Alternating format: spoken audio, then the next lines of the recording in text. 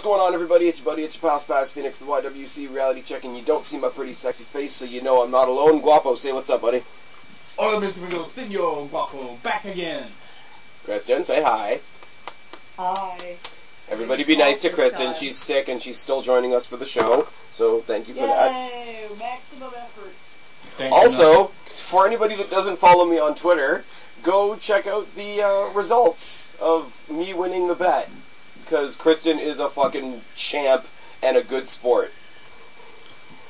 It's good. Us winning the bet. Us. Also, it was 40 degrees. Yeah, but that's an American. That part of the bet was stupid. Yeah, but it was only 40 degrees American. Look, we agree. You could have worn the leggings. Yes. I was trying to go all out.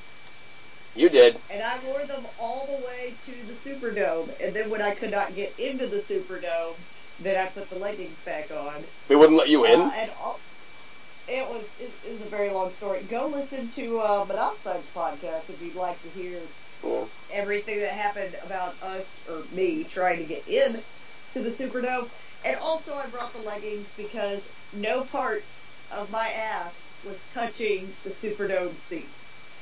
For anybody who's actually finding this channel for the first time and doesn't know what we're talking about, there was a bet way earlier in the year, or actually last year. Last year, after Mania. Whether the Hardys would go, or Matt Hardy specifically, would bring in the broken gimmick to WWE. If I lost and he never went broken, I would have had to basically lie and come up with some nice things to say about Naomi. If Kristen lost, she was going to have to go to WrestleMania as Nikki Bella. And she did. And all sarcasm aside, you did go all out. Hats off to you for that. Thank you. I tried. That wig was awful. It was so itchy. Why do women have that much hair? I can't. Wait a minute. You were wearing a wig? Yeah, that was. Yeah. Let's point out, Kristen with long hair. Sarcasm. I will say though, Kristen with long hair. I will say going back in Twitter history, I still say your Finn Balor was better. Well, I put in more effort on the Finn Balor one. Yeah. Yay or nay on long hair? Can I say nay? Because literally, I feel the only reason you should have hair that long is so that you can hang yourself. Oh, it was awful. That just got really dark, really fast. Do we not remember me with my beautiful long hair? Yeah, you could do it. I can't deal with that much hair. Although some say I pulled off the long hair. It didn't look bad on you. It was a little drastically different, but it wasn't bad. I had long hair too, but it was way before I was on YouTube, so nobody knows what it looks like. Oh yes. I've never had hair that long. Anyways, we're here to talk TakeOver, WrestleMania, and everything that's happened after TakeOver. So if you want a real overview of what we're going to be talking about, we're going to be talking about TakeOver, Mania, we're going to be talking about the Raw and SmackDown after Mania, we're going to be talking about the Superstar Shakeup, and we're going to probably touch on the greatest Royal Rumble. And I'm going to try and keep this short, so good luck to all of us on that. Now, Guapo, you... something real quick? Sure. Can I add something to that? Absolutely. That happened, I guess, recently. Okay. John Cena and Nikki Bella broke up. Fucking Christ. John Cena saw the Twitter picture of you and Nikki merch and was like, I like that. That was it? That had to be it. You broke up John Cena and Nikki Bella. You out-Bellaed Nikki Bella. I feel that way. I feel like it was my fault. I feel like, I know this is like a wrestling show and not like a drama show, but does anybody else feel like this has, with all the coverage of it, doesn't it feel like this is a storyline in Total Villas that we're pretty that, but also, like, here's the thing, and here, like, I know we live in, like, the tabloid type of society and whatever, and I know that Nikki Bella at one point was the Barbie doll, like the trophy of the women's division, and John Cena is who he is. Super Cena. But this, like, depending on who you talk to, this is like the biggest thing that's happened in 2 weeks, and 2 weeks includes WrestleMania, which is a little ridiculous. Well, I think it's what makes it overshadow a lot is the fact that it happened almost immediately after Mania. And they've been engaged for literally a year. And they proposed at last year's Mania, and I get it, but it's like, let it if it happened and it got covered and we moved on, but like, Nikki Bella's not even on the show. John Cena's hardly ever on the show until we talk about Saudi Arabia, which we're going to talk about later. Like, I don't expect it to not be a thing, but I shouldn't be, but I'm surprised by how big a thing it is.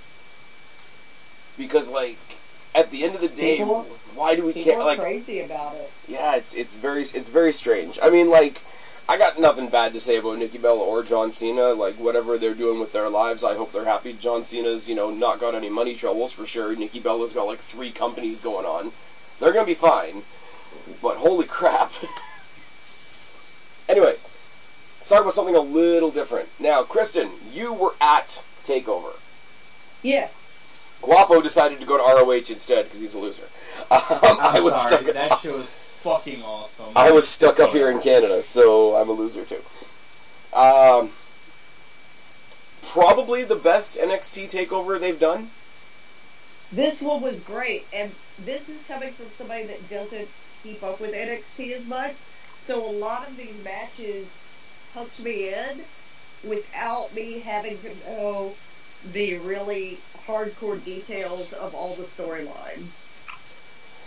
Yeah, I mean, probably the least, I don't want to say least entertaining show, but if I had to, like, rank them all in matches for entertainment, the women's match was probably the least entertaining, but only because it was, like, a lot slower paced than the rest of the show seemed to be.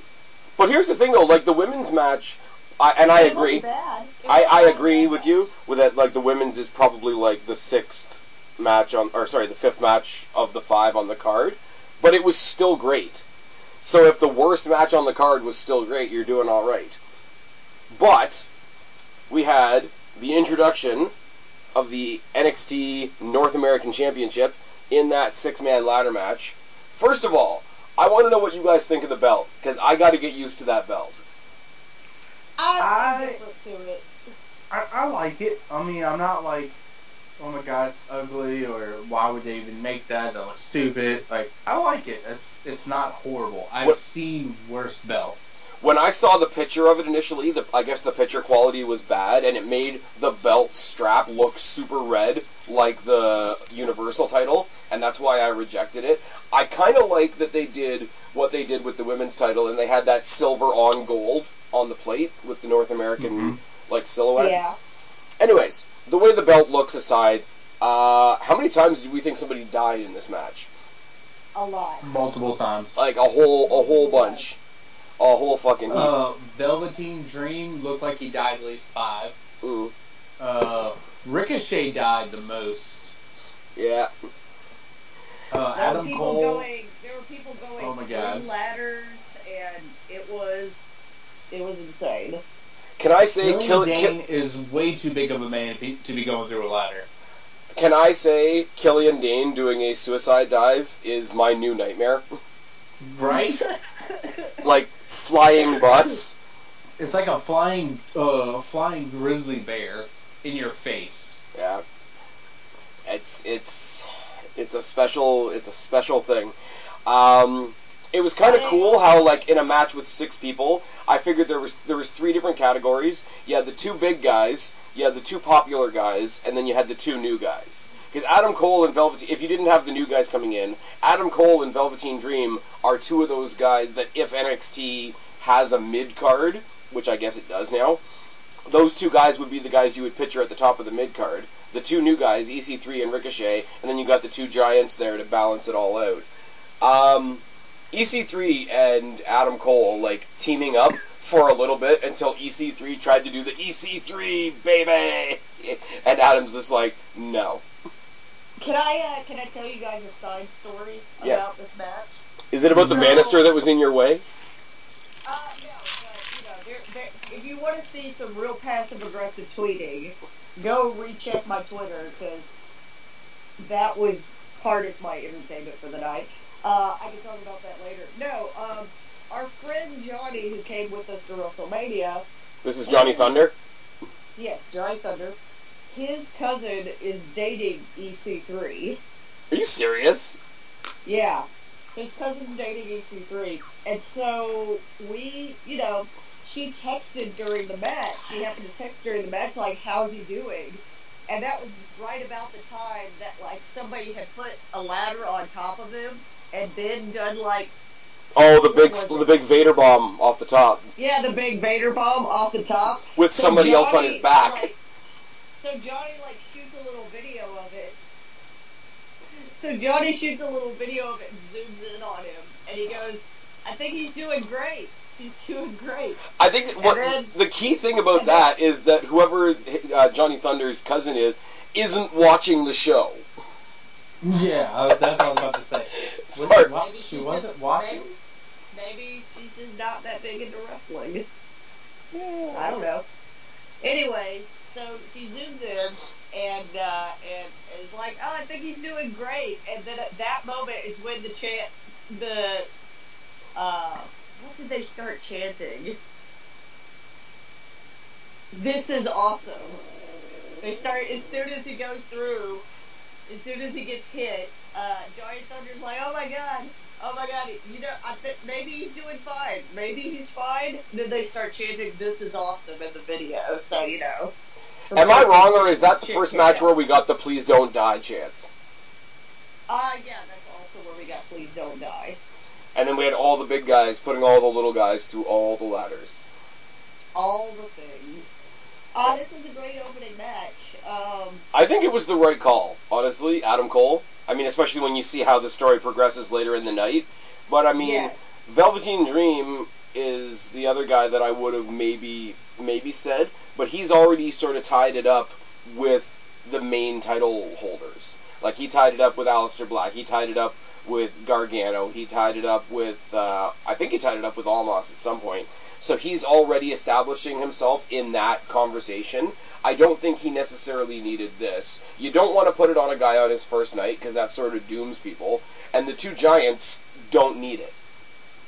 Yeah, exactly. And plus, Adam Cole, baby. It also adds a lot to this Undisputed Era group, too. Yeah.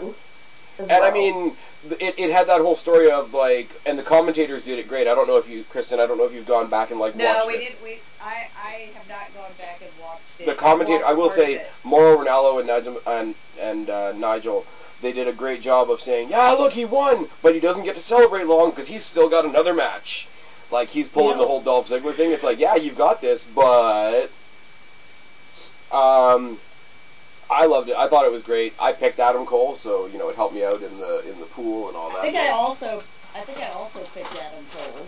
Quick shout out for those of you that weren't paying attention throughout the week. The winners for the pay-per-view pick'em. I might as well say it right now. Congratulations to Matt D, who won the WrestleMania pick'em, and Mizark 10, who's won his. God damn it. Mizark 10. He's won his third pay-per-view pick'em for 2018, and we're only in April. So, shout out to those guys. Thank you to everybody that participated. It was a lot of fun. It was a lot of fucking scorekeeping, especially for Mania. But that's why I wasn't tweeting the scores. I did terrible at Mania. Like, but never mind. We'll get to Mania when we get there. Mania, you were in last place. Yeah, I did terrible at Mania. I did bad too. Takeover, I was in last place. Kristen, you were tied with strifenineteen for second last. Yay! I mean, we can talk about it a little bit. I mean, talking about going forward and whatnot. Supposedly, Ricochet and Velveteen Dream are going to be feuding soon, so that's cool. Okay. That's going to be some good matches. Yeah. Killian Dane, part of Sanity, who are now drafted to SmackDown. So they're at NXT. Without Nikki Cross, though. Huh. Without Nikki Cross? Yeah. It's weird because they did a recap at the end of SmackDown with all the new acquisitions, I guess you could say, and it was just the three of them, Young, Wolf, and Dane. Mixed feelings on this. I don't want to see. Maybe Nikki's hurt. Yeah, but I mean, even if she was hurt, they could have her on the outside playing a supporting role of some kind. I don't like that they're removing somebody from Sanity as they bring them up, but also I do have some hope that it means if they're keeping her in NXT, they're going to finally give her a shot with that title. Because I don't think they want to have another Alexa Bliss situation where you have an amazing female who was defined by the group that she was in and therefore never got a chance to actually hold the title until they were on the main. That's how I feel they did with Alexa Bliss. I don't know. I just don't think WWE knows what to do with factions that have both gender members. Like, I don't think they know what to do with that because you know, if you'll notice, there's not a lot, with the exception of the James Ellsworth thing, there's not a lot of men getting involved in the women's matches. There's no, nobody comes down to the ring with a dude. Yeah. There's not. But I mean, there's not. But I mean, even in NXT, for this match, you didn't have the rest of Sanity out there just because Killian Dane was out there. When Nikki Cross was feuding with Ruby Riott and Asuka, I mean, the last time there was a faction in WWE that had male and female members was the Straight Edge Society. Oh my God, that's true. I could be wrong, but I think that's right. Yeah. They just don't know what to do with factions that go into the women's division. That are men and women. Yeah, and you are right. I just think if they follow the template of NXT, Sanity, because they're a babyface faction, they don't really do that triple team on everybody thing since they've been babyface. They've been very good about being a team, but each guy doing his own, or girl doing their own thing. I don't know. I'm going to look on the positive side of it and think if they kept Nikki Cross back, it was to give her a shot at that title. I hope so. I hope that doesn't mean they're going to change her character. I hope that doesn't mean they're going to change her character, because crazy Nikki Cross is fucking awesome. Had some polite debates on Twitter with the aforementioned Mizark 10 about that. Spirited debates, good faith debates, not like debates I have with other people that shall remain nameless. Well, do you want me to talk about the Married Marks, or do you want me to talk about Goofball from New York? Both of them coming at me like I'm some fucking guy. Wait, which Goofball from New York? Well, the guy's actual screen name is JD from New York. His real... Okay, never mind. I assumed you were talking about, somebody we knew or something. No. Yeah. And then you got the Married Marks podcast, who are very, very upset that the Greatest Royal Rumble is an all-male pay-per-view, yet they're insisting that there should be an all-female pay-per-view. So that's how you spell hypocrisy. Speaking of the women, who are it's in Saudi Arabia. You can't... never mind.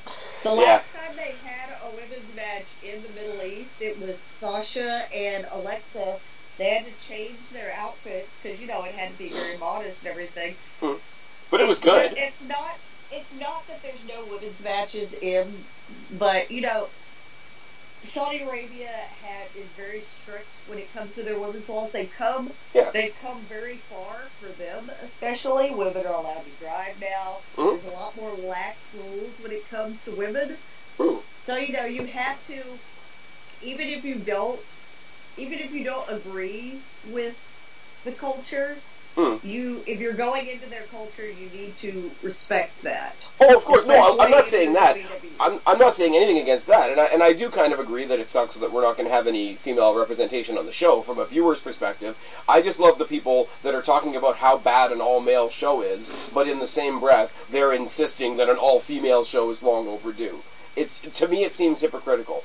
It sucks that you can't have women on this show, but on the same time, the people that are like, oh, well, WWE should just show Saudi Arabia who's boss and not do a show there. I'm like, okay, so you want a worldwide company to be less than worldwide and not take this amazing financial opportunity. Good job. Let's talk about awesome women, though. Let's talk about Shayna Baszler versus Ember Moon. Alright. That was a really good women's match. It was way more slow paced than the rest of the pay-per-view, which is why I think it suffered. I'd say suffered. That's not really the best word for it. In comparison to the rest of... It didn't seem as exciting. Yes. I think it was supposed to, like, just emphasize how, like, torturous and evil and manipulative Shayna Baszler is. Because, you know, if everybody's flying all over the place, you can say ooh and ah and whatever, but she's got her down in, like, some painful hold. All the audience can do is sit there and concentrate on how painful that hold is. And, I mean, let's be real, like, the counters that she had to get her into that submission were fucking fantastic. Yes. I mean, I think she caught her, and I'm going on memory now, which is never my friend, but didn't she catch her in an attempted eclipse into the submission at one point? I believe so. That sounds right. Yeah. Memory is not my friend either, so, you know. Like, Shayna Baszler, it does seem like this match is head and shoulders better than the last match they had. It does seem... Yes, and, you know, yeah. Ember was going to go to Raw. That was what this was. But it's... And here's the thing, too. Like, people are saying, oh, you know, Shayna Baszler, you know, she's not a great wrestler. It's like, no, she's bringing that sort of real style that we see with somebody like a Brock Lesnar, even somebody like a Sonya Deville, to a lesser extent, definitely with Ronda Rousey, who we're going to talk about later on. It's like, just because she doesn't wrestle the way you think somebody should wrestle doesn't mean it's bad wrestling. I thought it was a pretty good match. It was just, like I said, it was just a lot slower pace, and so it didn't seem as exciting than the other matches, because there were some crazy matches on here. And it was one of only two matches here that wasn't a no disqualification match. The ladder match, the tag match, and the DIY versus DIY match were all no DQ matches. So it had more restrictions on it than almost any other match on the card. I will say, Shayna Baszler and the whole, like, I don't give a single fuck attitude that she has is great. I don't know whether you guys saw NXT this week or not. She did one of those, you know, the promos that they're doing a lot recently where they look like they're doing it on their cell phone to make them seem cooler or whatever. She's like standing outside the women's locker room being like, yeah, I was called to a meeting with the rest of the division, but, you know, they can wait for me. I'm the champ, whatever, da-da-da. Walks through the center of the locker room, finds Ember, like, where Ember Moon used to hang her stuff, takes down Ember Moon's name tag and just puts a Queen of Spades in the name tag holder and walks the fuck out and, like, punks out Dakota Kai on the way out. I'm like, yeah, that's good. That's some good shit right there. I agree. Because she doesn't come off like a character. Well, she doesn't come off as... WWE is really bad sometimes when it comes to, especially female heels, as having only one type of female heel, which is the bitchy one. And she is the bitchy one, but, like, not in the usual way WWE does that specific female character. Yeah, it was good. And, like I said, I love Ember Moon coming up to the main roster. Obviously, excuse me, everybody's sick. This is going to be a great sounding podcast. Yep, this is going to go well. Guapo's the only healthy one in the group. It's fantastic. But I think he's making a cheese sandwich right now. Guapo, are you there? Guapo died. Guapo's not even there. I do Sorry, like I had my mute on because I was coughing and sneezing. Oh, so we're all sick. Fantastic. So we're all dying.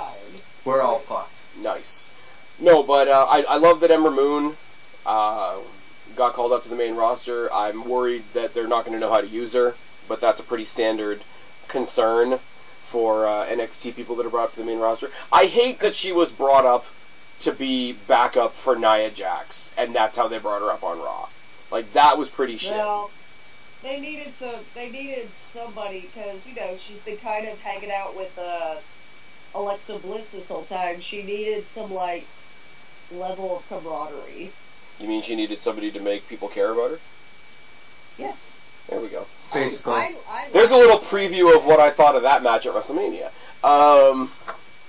But no, Ember Moon on the main roster. Her match this week with Mickie James was great. Mickie James overselling the Eclipse like crazy made me laugh, made me smile. I don't know. With other people that have moved over to SmackDown, I think this is like your big sort of iconic. You know, they're calling her the She-Nom, but like you had that really like superstar element with somebody like Asuka, but with Asuka on SmackDown now, I think you've got that with Ember Moon now. Like anybody else in the roster can do whatever they want, but they're doing it kind of around her, and I hope that's how they book her. Okay, because Adam Cole hasn't had a busy enough night already, we get to the three-way tag team match.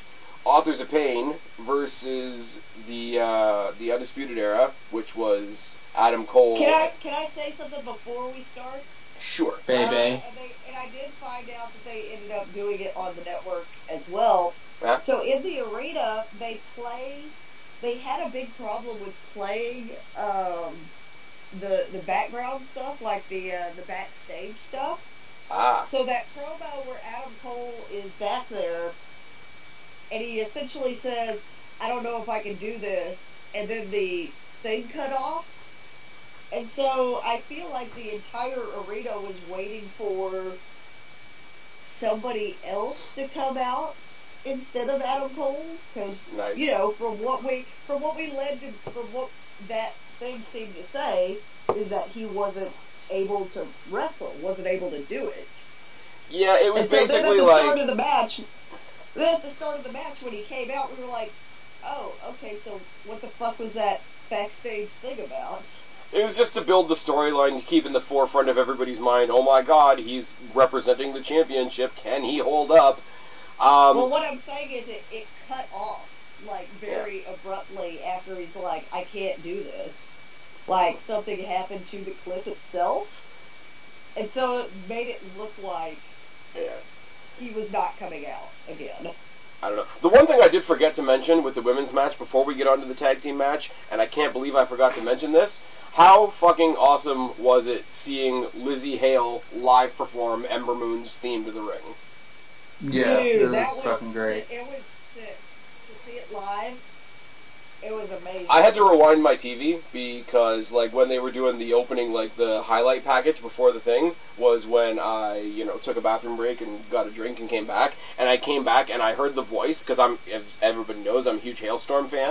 And I'm like, they didn't get Lizzie Hale for this. And then I got there and she was in the middle of singing. I'm like, fuck, rewind the whole thing. I'm like, I don't even care. I'm out of sync with everybody now.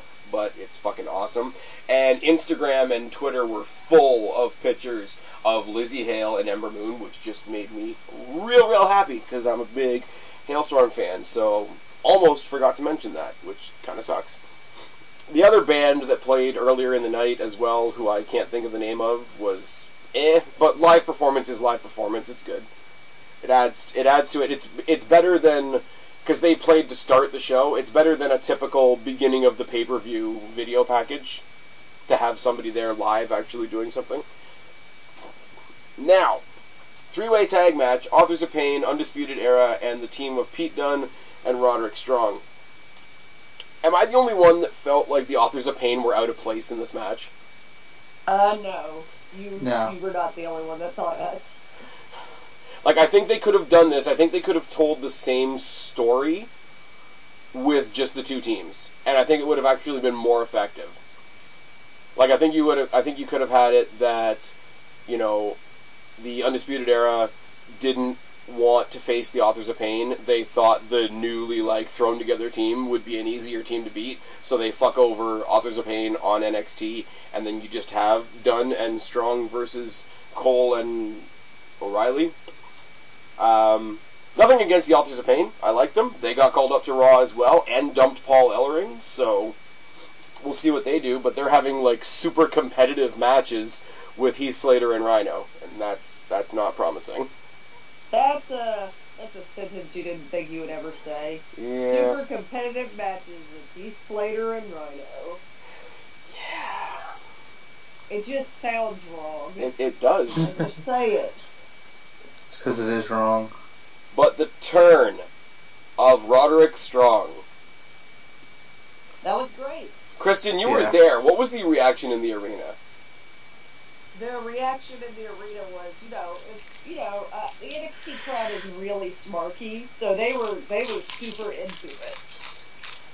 I didn't know whether to believe it until the segment was over. Like, even when he goes and he grabs the armband off of Adam Cole, I thought he was gonna, like, celebrate, like, and then, like, fuck them over at the last minute, but it was just like, alright, he's with them now. So, Adam Cole and Kyle O'Reilly won the match. Supposedly, the idea going forward is Adam Cole's not going to carry 2 belts. He's going to give his half of the Tag Team Championship to Roderick Strong. So, Strong and O'Reilly... that's how they've been posing. If you look at, I think I just saw Twitter pics of all of them, with all the whole group with the titles. Yeah. And I think that's how they're doing it. That's how they're posing it. Which is cool, because, like, it lets... It makes, what the fuck's his name? Adam Cole not have to do double duty, which is good for him as a singles wrestler, and it's also good for the North American title, since it's a new title. You don't want it getting lost in the shuffle. Yes. And, I mean, if you're Bobby Fish, like, you just handed your title over to Adam Cole, who handed it over to Roderick Strong. But, I mean, that's a great foursome right now, the Undisputed Era. I don't know whether they stuck Roderick Strong in there to be a filler until Bobby Fish comes back, and then they kick him out of the group and do some whole, like, hey, the first time we invited you in, you didn't want to join us, so now you're fucking out. You've served your purpose, and then have him go super babyface again. That's how I would do it. But because all of the all of the Undisputed Era merch actually have CFO on it, like Cole, Fish, O'Reilly. So now it would have to be CFOS. I don't know. Well, WWE thinks of things from a merch perspective. Yeah, I know. So if Roderick Strong's coming out to the Undisputed Era, he's going to be coming out with a T-shirt that has all the names on it but his. But his, yeah. I think about shit like this. And I mean, it means we're going to get more Roderick Strong versus Pete Dunne matches, but this time it's going to be Roderick Strong as the heel, which is going to be cool. They're slowly turning Pete Dunne babyface. Like, can he be babyface? I think so. Like, I think when he was on NXT teaming with Roderick Strong, like, he wasn't, like, super smiley like John Cena babyface, but he wasn't a heel. Right. And he looked like he was having fun, and he smiled, which made it creepy. Which made it creepy. It did make it... Okay, evil smile off, happy Pete Dunne, or happy Aleister Black. Good point. Happy Aleister Black is creepy as fuck. NXT title wasn't the main event. I don't have a problem with this. I mean, the other match is clearly like a clearly the main event. Yeah. It's clearly the main event. NXT title though, Andrade Cien Almas versus Roderick. Or sorry, not versus Roderick Strong. Andrade Cien Almas versus Aleister Black. There we go. Got there in the end. Great match. Again, it's not a bad match by any stretch of the imagination, but it's not the match that sticks out to me. Fucking fantastic. And I love Aleister Black's interactions with Zelina Vega. I think they're great. I like the finish to the match, too. Yep. That was a great finish to the match. Yeah. The whole match was great, actually. Aleister Black, your new NXT champion. He's already got his first defense of the title next week on NXT against Johnny Gargano. Okay. So that's a thing that happened. And there's not going to be a rematch with Almas because Almas and Zelina Vega got drafted to SmackDown. Yes. So that is also... he did everything he needed to do. Everybody that moved up, I feel like it was... Served their purpose. It was time for them to move up. They but no. stuff to do. I think they just left the loop open, though, because the template in NXT now is sort of you hold the title for a while, you lose your title, you do a rematch on, like, the weekly show as your last match before you, like, fully take your spot on the main roster. I think they'll redo that at some point. But also, the match on NXT this week that was the main event, it was the NXT in-ring debut of Candice LeRae versus the NXT in-ring debut of Zelina Vega, who was debuting in NXT even though she's on SmackDown. It was a short little match. You had a double Gargano escape to win. It was good shit. Holy fuck does NXT love Mr. and Mrs. Gargano. Holy shit. Mm-hmm. Like, the Daniel Bryanism is real. I would say more so, because I think they like her more than they like Brie Bella. Yeah. Oh, yeah. But I mean, I'd she's say also this she's also a legit wrestler before WWE. So apparently on the Indies, she was a tag team with Joey Ryan, which creeps me out a lot. I can believe it. Right? It just creeps me out a lot. Which part? Okay. Well, think about what Joey Ryan's finisher, quote unquote, is. You mean his gimmick? Yeah. Yeah, good point. No, like, they were having, like, mixed tag and intergender tag matches all the time, and I'm like, I'm all for intergender wrestling, but maybe stay away from a guy with a gimmick like Joey Ryan. I mean, I don't watch him a lot on the indies, but what I've seen, I could sort of do without, not gonna lie. I do hope that we get to see more of Zelina Vega in ring on SmackDown. That's one more thing I do want to mention about that, because, I mean, she's a great wrestler, obviously. She showed us, like, in short little spurts on NXT that she can go with the guys, so I'd like to see her actually go within the division. Yeah. But, I mean, obviously her primary thing is still going to be that she's with Almas, which is fine. We see what the title's doing going forward. I would honestly rather have Ciampa beat Black for the title and then Gargano win it from Ciampa, just to completely finish out that story. Because Black... I feel like this match that we just had, if we want to move up to it, was the finish of their storyline. Maybe? Like, it felt very, especially at the arena, it felt very... Final? This is fucking over. Yeah, but I don't think it can be, because you've got them on a small roster right now where Ciampa's just come back from injury and Gargano, kayfabe, just got his job back. So neither one of them's going anywhere right now. And I feel like, on the one hand, yeah, you want to get revenge on him for, like, costing him all his title opportunities and whatever, but also, and, like, costing him his career, I should say, but also he cost him the NXT title, so what better revenge as a last sort of little sticking point to go and wait for him to get the title and then take that from him as well. Like a little bit of extra vindication for Gargano if they go that way. That feels very heel to me. I mean... Yeah. But we'll see what they're going to do. Okay, but I will say, Gargano escape with the knee brace for the win. Yeah. They died a bunch of times in that match. This match was... Both men died multiple times. Most of the arena was standing up the entire match. Oh, I don't doubt it. I mean, I'm not going to lie, I wasn't paying attention to the crowd, but... No, you shouldn't have been. You should have been paying attention to the match. One thing I was happy to see happened on the network, because when Ciampa came out to no music, which was a little weird, but whatever. Ciampa came out to no music, and the only, I guess, entrance theme he had was the booze. The crowd went to the booze, and then later on the crowd chanting "Fuck you, Ciampa." And they didn't edit that out either. They didn't edit that out on the network. No. At all. I mean, they didn't even edit out the "fuck you Roman" chants at WrestleMania, but... Yeah, well... I mean, you can't deny, like, 80,000 people telling somebody to fuck off, or else you would have been watching a silent show. Also, when we get to that match, yeah. Alright, so are we switching over to WrestleMania? To the match. Are we switching over to Silly Mania? Yes. Did you guys get to say everything you wanted to say about Ciampa and Gargano?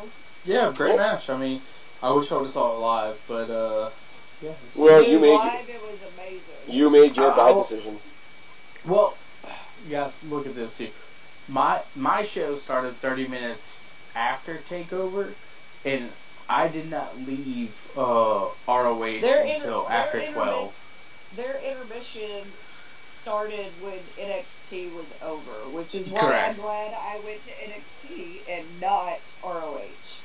So Oh, that entire card was awesome, though.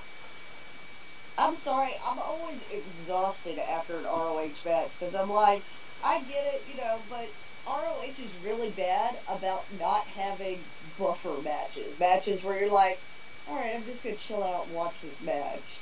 They're all like at an 8 instead of like, going back and forth. Well, they had quite a few that were at 10 too. So 10. Well, that's what I'm saying. You have to be amped up the whole time, and then it's also like fucking long as shit. It was Sorry, worth that the, was my $30. scathing. That was my scathing review of ROH. Yeah. Yeah. And Triple H has even said, like, one of the key points of the success of TakeOver is it's usually no more than 2.5 or 3 hours.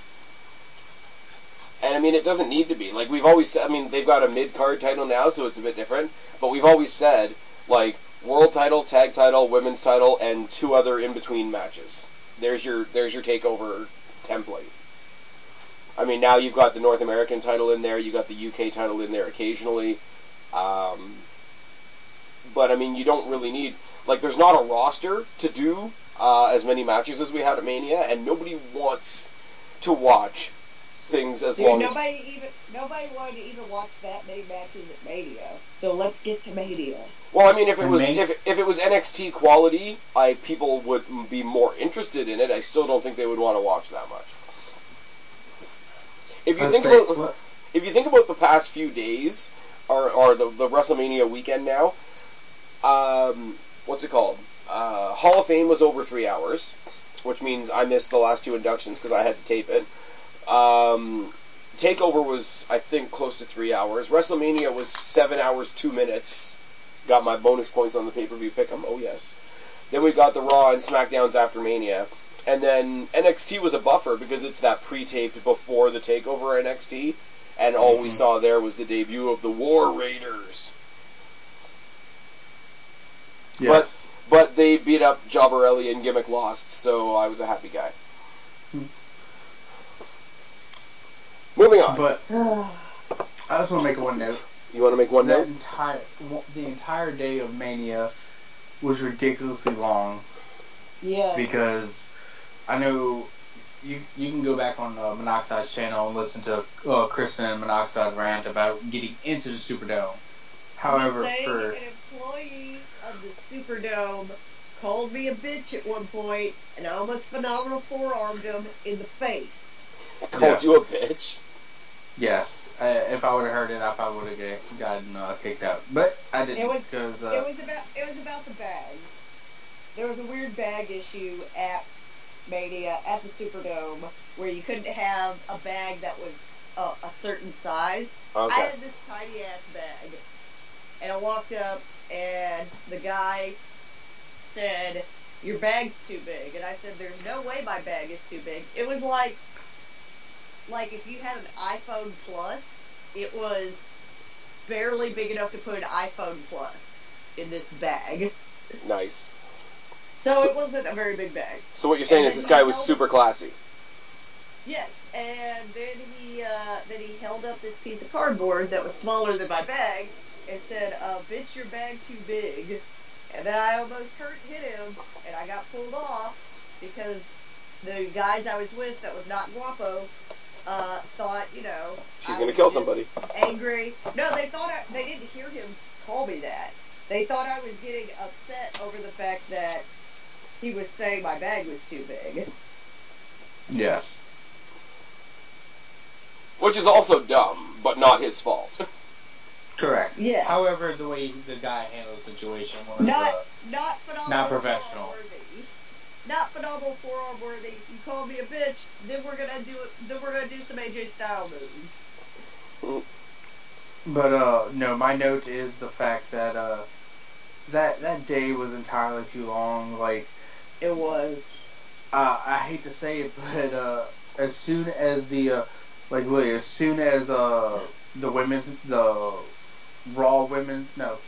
SmackDown women's match was over, I got up and got food, spent entirely too much money on 2 slices of pizza, and went sat back down, and at that point I said, "Yep, I'm not getting up again," because unless they got to make some type of way to people bring their own snacks or something, because it's entirely too expensive to be eating at the Superdome or at any venue for 7 hours. Yes, like WrestleMania is too long now, guys. If it really is. The pre-show and everything, that's entirely too long. And if you're paying the money to go there, you're gonna want to see it all. But god damn, it's forever long. The thing is, like, I would say, and I might be in the minority here, the main show, if you want to have one show, and I know they're giving this treatment to a couple of other shows throughout the year, I'm saying WrestleMania only. If you want to have WrestleMania only be the length that it was, like the actual Mania card proper, be that long, like go from 7 to midnight, my time, fine. But you're putting matches that people may or may not be interested on the pre-show. You could take out all the filler crap. You could have put those 3 matches into 1 hour. You could have started it at 6 instead of 5, and because there's so much, because the the kickoff drags so much, you feel like you've already watched like a day of stuff, when really all you've watched is the pre-show. If they trimmed up the pre-show, I know it sounds fucked up and it's not the main thing that most people complain about. If they trimmed up the pre-show and made it a little more compact, I would have had an entirely different outlook by the time the main WrestleMania card started. Because you sit through a whole bunch of nothing with a few matches in between, and that makes it feel like you've dragged. Like, by the end of the pre-show, I felt like I'd been watching for 3 hours already. And that's a bad mentality to go into the first match of the main card. Yeah, it was pretty bad. There were, like, I agree with Guapo. I was pretty exhausted by the SmackDown women's match. By the time Shinsuke and AJ started, the crowd was so tired. Yeah. And I think, well, especially what killed everybody. I mean, I know we're getting off not in order of anything, but what killed everybody was after the Triple H Stephanie versus Kurt and Ronda. That match drained everybody of all energy. Well, for good reason. For good reason. Well, you gotta, like, that's what I'm saying too. Like, when we talk about, for anybody that's listening, when we talk about being drained, it's not necessarily because the show is bad. You can watch 10, like, if you sat there and, okay, there's 14 matches on this card, and we just finished praising Gargano Ciampa from the night before, right? If you watched 14 matches, the quality of Gargano versus Ciampa, it would be an amazing show, but you'd be dead. Yeah. And you wouldn't, and if you had 14 matches, even if they were that caliber, that's the same argument I make about ROH all the time. Yeah. Is that right there. They can all be amazing matches, but by like the 5th match, you're just like, it just all, those last 5 matches, or those last matches start to just blur together. It was good, though. Alright, so let's hop into some of these matches, because I don't want to be here forever. I would like to add that I will not have much of an opinion on the men's Battle Royal, not because of the victor, but because of the fact that I didn't get into the arena until after that match was over. Well, we can talk about the creative stuff going forward, though. I mean, the winner of the men's Battle Royal is what it is. I do have a, surprisingly, and okay, when we get to the women's Battle Royal, I got a lot to say. All right? I'm sure you do. Not for the reason you think, either. But the men's Battle Royal, we got down to it. The last 3 people in there was Matt Hardy, who's ridiculously over with the broken gimmick, and 2 guys that have already previously won it. And then Bray Wyatt came in, and it's going to go one of 2 ways. He's either going to cost him the match, and the result is going to be stupid, or we're going to get a pairing of rivals. It's basically a bizarre version of what happened with Sheamus and Cesaro. And you got Matt Hardy eliminating, who was it, Mojo Rawley and Baron Corbin, and winning. Yeah. It was the first time that the winner of the Battle Royal had sort of a cool twist to it. I mean, the Andre Battle Royal, no offense, I know they just did the big HBO special on Andre, and this is not an insult to him, obviously. And I mean, we also should at some point lean on the fact that we lost Bruno Sammartino this week. which is terrible, and we hope a lot of wrestling stuff has happened. Yeah. Well, we're trying to cover 2.5 weeks worth of content here, so. But I mean, obviously it's not a dig at Andre, but like they've shown so far that the winner of the Battle Royal doesn't really get anything. What we got out of this, they used the Battle Royal to announce the pairing of Bray Wyatt and Matt Hardy. And if you're going to not have a direct, hey, the winner of this gets this, then use it to further another story that we are going to see going forward. I'm okay with that. And obviously the Broken Matt thing is a lot of fun, so it's not, it's not the Big Show winning or something. Like, it's something we can do something with. So I'm willing to let it go. Chris. I am indifferent. Yeah. You're indifferent. You were Nikki Bella that day because of that, man. Yes, exactly. So I am indifferent. Yes. Guapo the really, senior. and I just am not as enamored with the broken gimmick as everybody else is. That aside, It should be, because it's a great gimmick. it's just, I don't get it. I'm sorry. It's just, it's not Why do you not appealing to get me. it? Maybe it's because you and Monoxide torment me enough with it that I'm Yeah. just like over it. I don't think we torment you with it. I would say you torment me with it. Since it's Spaz. happening to me, I feel Huh? like I'm a good judge of it. Do you think me and Monoxide torment Kristen? With, I the listen to you use guys of on the Monoxide's broken gimmick? podcast, and I applaud Kristen daily, if not weekly, for not strangling both of you. But that's just me. Well, that's just because one, she can't get her hands around my neck completely. However, she. I thought that comment was going to go another way there for a second. I was really worried. She can't get her hands around Monoxide's because he has a little No, small I would neck. have to strangle Guapo with other means. Like, I would have to, come prepared. You made it weird, man. Guapo. All right. Guapo. Yes. Nick from Salem, line 1. Kristen doesn't get it. That's okay. Running bags. The first match of the night that people were all angry about because it was on the pre-show, the Cruiserweight Championship match, Cedric Alexander, Mustafa Ali. Really good. Really, really It good. was a really Enjoyed good it. match. I I would have liked it more had there been more people in the crowd to actually watch it. Well, I mean, that's a thing, and that's why people were mad that it was on the pre-show. I love the new gimmick and the new entrance that they've given Mustafa Ali, with the light up face piece and the sort of like Sub-Zero meets Iron Man type of. That's what they were going for, Sub-Zero. Okay, because it does have a little bit of an Iron Man element to it as well, and he did have it on the past 2 weeks on 205 Live as well, so apparently that's going to be a thing going forward, which I'm okay with. Because I'd rather have like a really elaborate entrance than like the over-the-top sort of Vince McMahon-ish characters that they had on 205, and 205 is really fucking good right now. Quick side note, Spaz. Yes. You watched 205, not this past week, but the week before, correct? Yes, I did. Well, I was there for 205 for that week, because I went to SmackDown with Miss Guapo. Yes. Did you notice any chanting during the last match? Which was the last match again?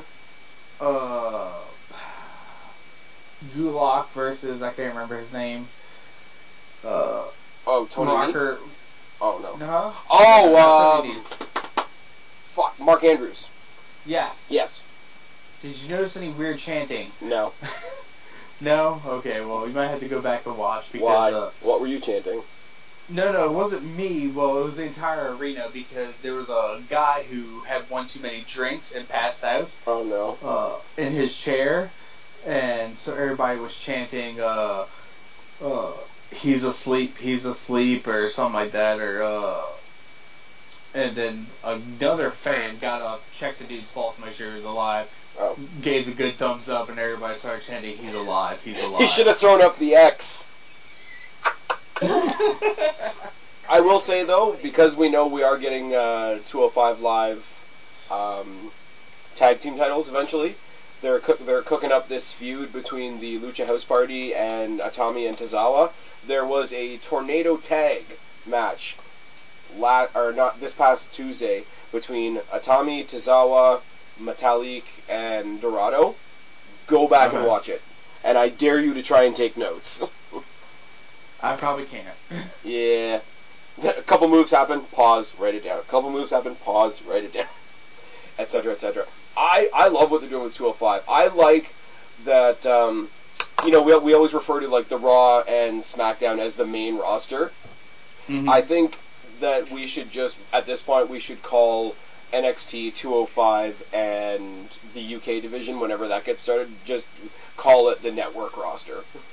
The network roster. Because they do, like, all the brands that Triple H has direct control over, they do interweave with each other, like NXT guys getting UK title shots, Roderick Strong, and a couple of other guys being part of the 205 tournament, etc., etc., etc., and I think it works. Like, in small doses, for those three smaller brands to sort of shake hands while the big brands do their own thing, I think it works. Because NXT is supposed to be, like, run like WWE's version of an indie, while indies trade superstars occasionally. I agree. Correct. And also it makes each big event not stale. You're not seeing the same people over and over and over and over again. And like, Also, if they wanted to do a small pay-per-view, like, not because I mean they do Survivor Series now, so they could take the bragging rights name and have like a UK division versus 205 versus NXT show at this point. Like, have the... That would be super interesting. I think they should do that. I think, like, but seriously though, like, right now you've got Pete Dunne, who's already feuding with the Undisputed Era anyway, so have Pete Dunne versus Adam Cole. I mean, they've already done it, but, like, UK champion versus NXT North American champion. Or, if Gargano wins... say Gargano beats Black next week, you could have Cruiserweight champion Cedric Alexander versus NXT champion Johnny Gargano. And who wouldn't pay cash money for that match? Yeah. I want to know what those Cruiserweight tag team titles are going to look like. Yeah, that'll be a big decision. That'll be a big factor. It's kind of funny that they teamed up Tozawa and Atami, and I've had them as a team on my WWE 2K18 for like a year now. Although my tag team champions are Cedric Alexander and Roderick Strong, so I might have to change that up a little bit. Yeah, that might have to be a little tweaked. Okay, we've only talked about 2 matches so far. Alright, let's move First ever Fabulous Moolah. Oh, wait, not Fabulous Moolah. Women's WrestleMania Battle Royal. I think it was Guapo. Yeah, the sensational invitational. Yeah, I think that's fucking amazing. And can we not have a Battle Royal trophy that looks like the female reproductive system? Yeah, I was gonna say it. Yeah. It looks like ovaries and a vagina. Because ladies. Because feminism. Because Girls feminism. night. Now. Because ladies have vaginas, guys. So, yeah. They do? I did not know. You did not know that. Well, now you do, Guapo. Now you do. Thank you. Thank you for telling me The that more women you, have vaginas. the more you know. Oh no. I will say one of the coolest moments of WrestleMania, and I think it gets overlooked by a lot of people, is the NXT women moment in this match, where you had sort of NXT versus everybody else, and you had that was cool. Big huge NXT chant. This was fun. I didn't have as much of a problem with this, maybe because it's the first one. I don't know. We don't have a prerequisite idea that it's not going to go anywhere. Everybody and their mother was predicting Bayley or Sasha Banks, and I'm just thinking that's way too predictable. That's why I picked, like, whoever the hell I picked. I don't even remember. I picked Becky and somebody else, I think. The NXT versus everybody was kind of a cool thing. No real big surprises, because we knew NXT was going to be involved in it to fill it out. So they can't exactly say that the NXT people were a surprise, per se. But not... only one of the Iconic Duo was in there, which I thought was kind of odd. They both took some time off to get boob jobs, which, good for them, I guess. I will take this opportunity to say Paige was on commentary, which leads me into... I heard that it was really bad. You know what? You can't take somebody for their first time ever on commentary throw them on a desk with 3 other people at WrestleMania and expect it to be good. Will I say it was good? No. Am I going to hold it against Paige? No. But then you get the roller coaster Monday and Tuesday of her having to actually officially announce her retirement, but then being announced as the new general manager on SmackDown, which I thought was a great fucking turnaround. I mean, it absolutely sucks that she has to retire at 25. You never know. Daniel Bryan was supposed to be retired. Yeah, but, like, the SmackDown GM spot is like the injured reserve list. Like, we moved Daniel Bryan out, we put Paige in. Exactly. Well, that's what I'm saying is, I mean, don't hold your breath on it. But, no. You know, stuff changes. It does, and I mean, like, but Daniel Bryan's situation is pretty astronomical. Like, I wouldn't expect that every time. That's what I'm saying. Don't hold your breath on it, but you know, stuff. But it's a lot like the Corey Graves situation. As soon as Corey Graves found out he couldn't wrestle anymore, they rolled him right into that commentary role, and look how good he is now. He's great on commentary. Oh, fuck. It's almost like it's weird to think of a time without him. Yeah, and he's the guy that crosses all the boundaries. He does pay-per-view, he does Raw, he does SmackDown.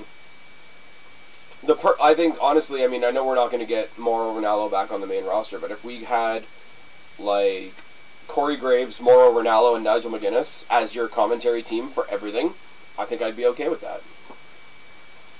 I really like Nigel McGuinness, too, on commentary. So, what do you have to say about the Women's Battle Royal? Battle Royal. Naomi won.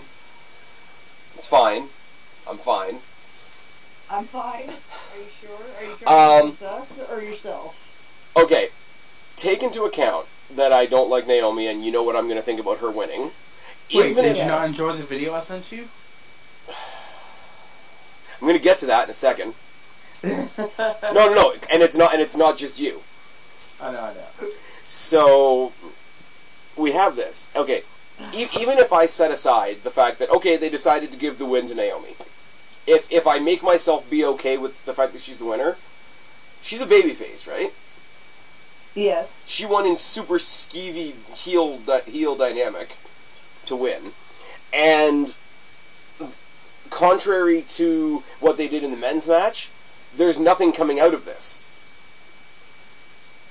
Like, there's nothing propelling her forward. Like, winning the Battle Royal didn't do anything for Matt Hardy, but that moment, you know, solidified his teaming with Bray Wyatt, and that's what they're going to do going forward.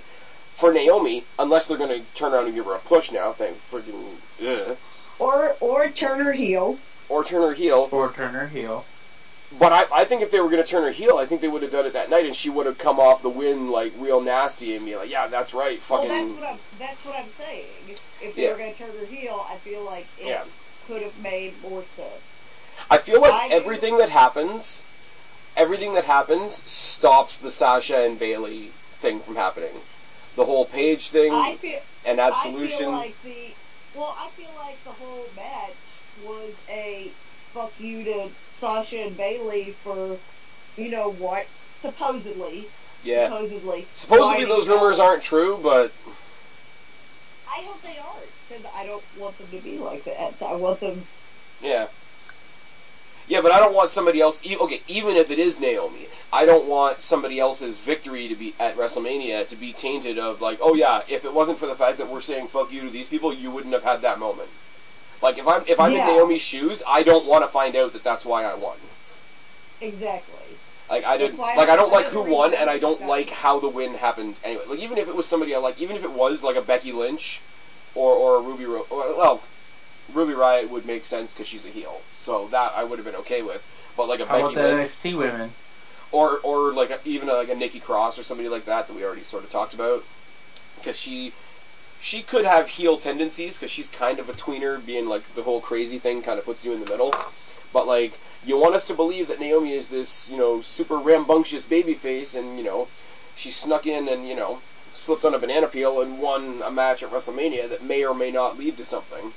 But now, what I will say to everybody that was watching WrestleMania along with me at this point, there was Monoxide, there was Guapo, And for those of you that follow my photo reels of when I go to live events, you know I go to a lot of shows with my sister-in-law's sister. She's great. Her name's Dakota. Shout out to Dakota. She's probably not watching, but whatever. So, I got a full screen text laughing her ass off at me as soon as that win went down. I got the video, the GIF of Naomi's entrance from Guapo. I got a simple Facebook wave from Monoxide. And y'all can go fuck yourself. I didn't do anything. I didn't name you. In my defense, I waited to at least do it Tuesday. I was gonna say, yeah, you did do it. You did do it later on. That is true. But yeah, no. Although I'm not completely innocent because during and also WrestleMania, in the building, you were laughing your ass off at me. I'm sure. No, it wasn't even that. I'm not completely innocent because during WrestleMania weekend, Monoxide and them were trying to convince me to go to Access, and I was like, I don't really. If anybody knows me, they know I don't really care about standing in line to meet anybody, really. The only people that I've stood in line to meet are Chris Jericho and Shawn Michaels, and that's it. Didn't you stand in line for Finn Balor as well? Nope. Oh no, you only stalked him. Which one was the one you stalked? You stalked somebody. Stalking doesn't require me to stand in line for hours. This is also true. Anyway. Not so subtle admissions are not so subtle. So Guapo. I'm the one that met Finn Balor.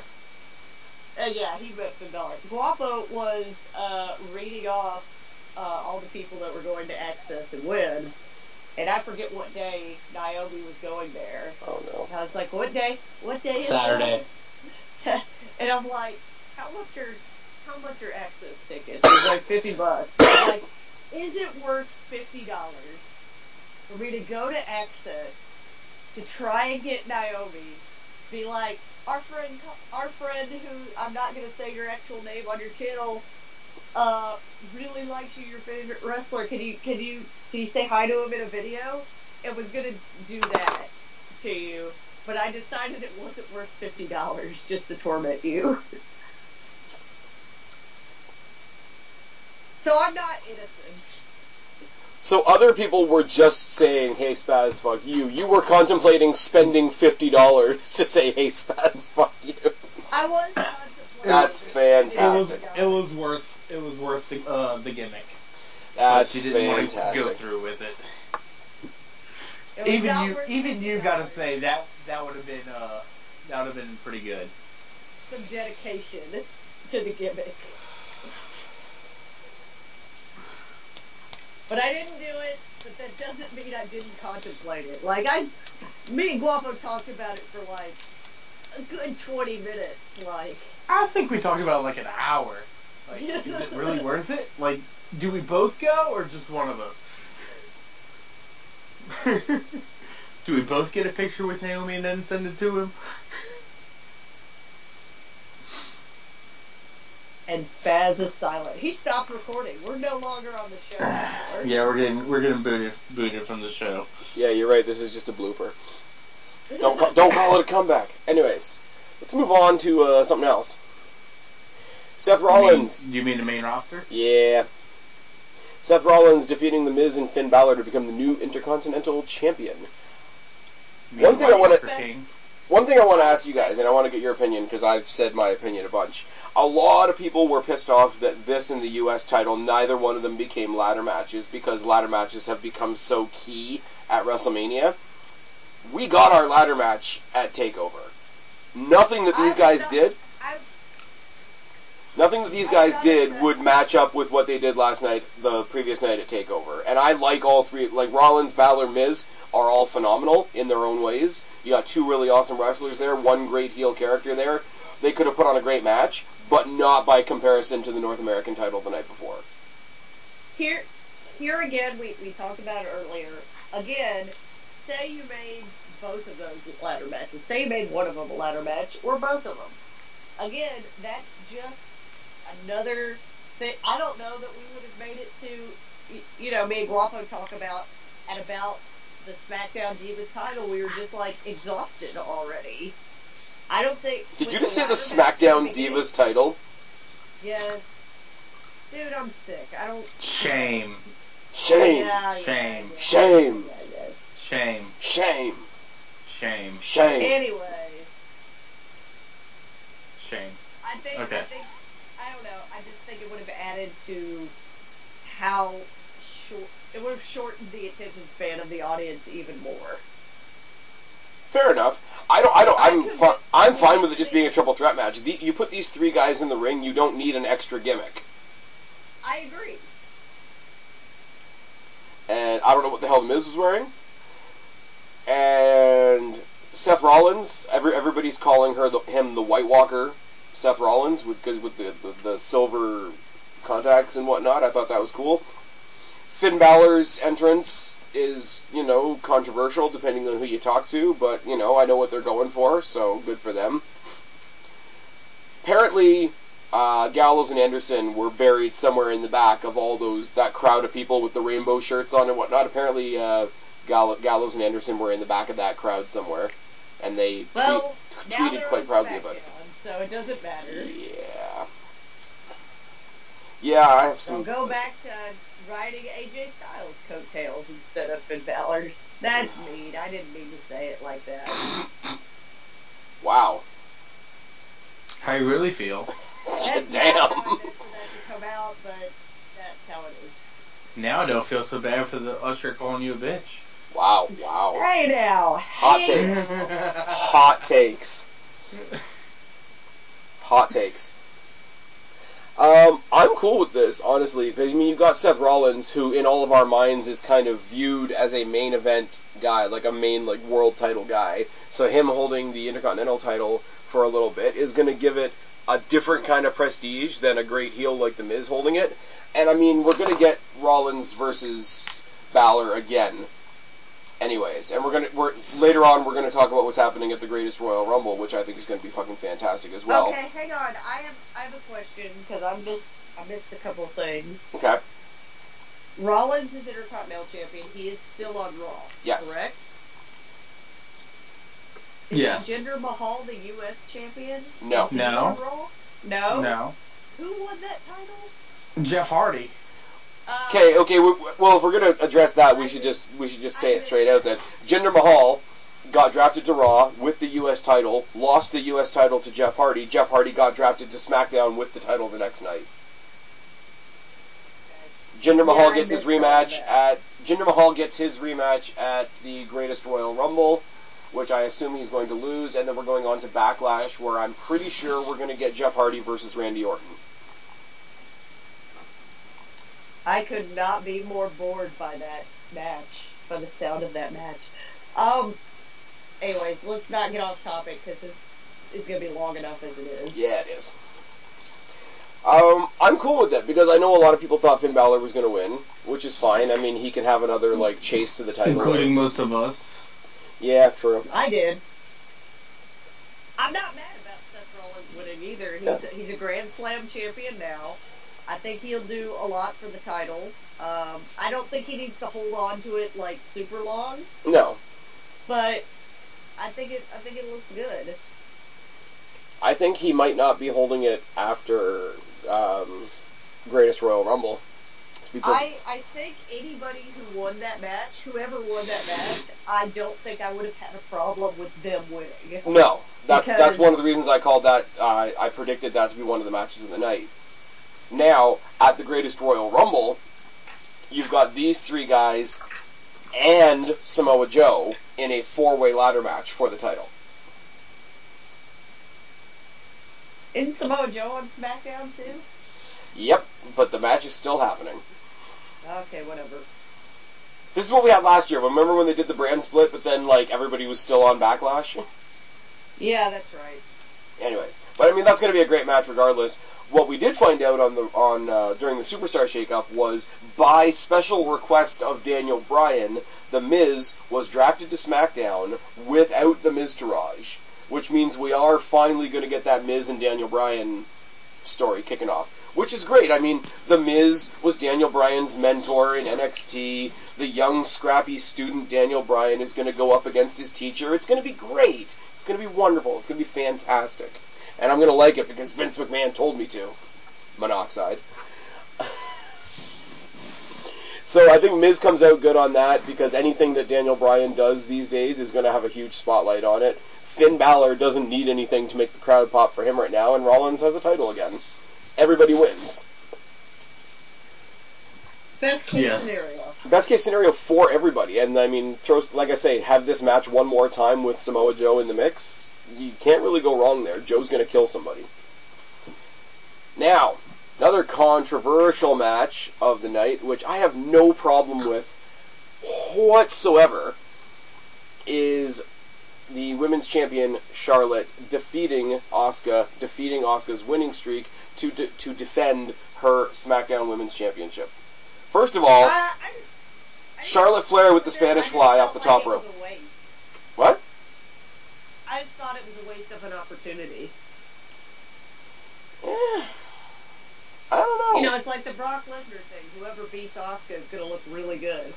Yeah, but see, the thing is, though, if it wasn't Charlotte, like, if you got to, and again, I know I sound like I'm standing up for the company a lot, but think about, like, the way WWE sees things. If it wasn't Charlotte, it would have been Ronda Rousey, and everybody would have been pissed if it had gone to Rousey. Like, that's true. I hate to say that my mentality on it is that good, because we're going to talk about it in a while. I was really impressed by Ronda Rousey, but I would much rather have somebody like a Charlotte Flair take it. And, I mean, Asuka was undefeated for 3 years. Eventually, no matter how great you think Asuka is, somebody with an undefeated streak is going to run into the, John Cena, Roman Reigns problem where everybody's going to get sick of it after a while, because you can only get you only get so excited by it after a while. And, I mean, if anybody's going to take her down and have Charlotte, who's basically, other than Ronda Rousey, like, the tippy-top, like, hood ornament of the company, it's not a bad loss. And like I say, the match... I'm less annoyed with it now than I was after thinking about it. Mm-hmm. Can we talk about how badass Charlotte's entrance was? Yep. Taking a little bit of her dad's entrance and a little bit of his entrance, and a little bit of her entrance. I like how they also mimicked the entrance that she was in for Triple H. I was gonna say that. It's very much like that. Yeah. I wouldn't be surprised if that was intentional, like a thank you from Triple H to her for being part of that. It was a badass entrance. I love. Now next year they're talking about women's match finally main eventing WrestleMania, which I'm fine with depending on what the match is. Everybody was convinced that it was going to be Asuka and Ronda Rousey. I'm sorry, as much as I'm a fan of Asuka. Nah, it's gonna be Charlotte and Ronda. What? Yeah.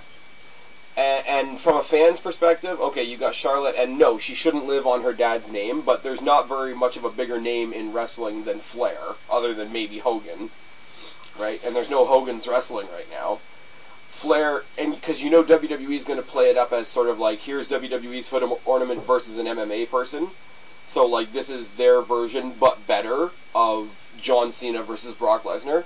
You're going to have the tippy-top person, Charlotte Flair, versus Ronda Rousey. And I'm sorry, it's going to be a better match. Like, it just is. I think it'll be a pretty good match. I'm not upset by it. Yeah. And I mean, by then... And this match with Asuka was really good, too. Yeah. Like I said, it was about the last match before we were just, like, started to get exhausted.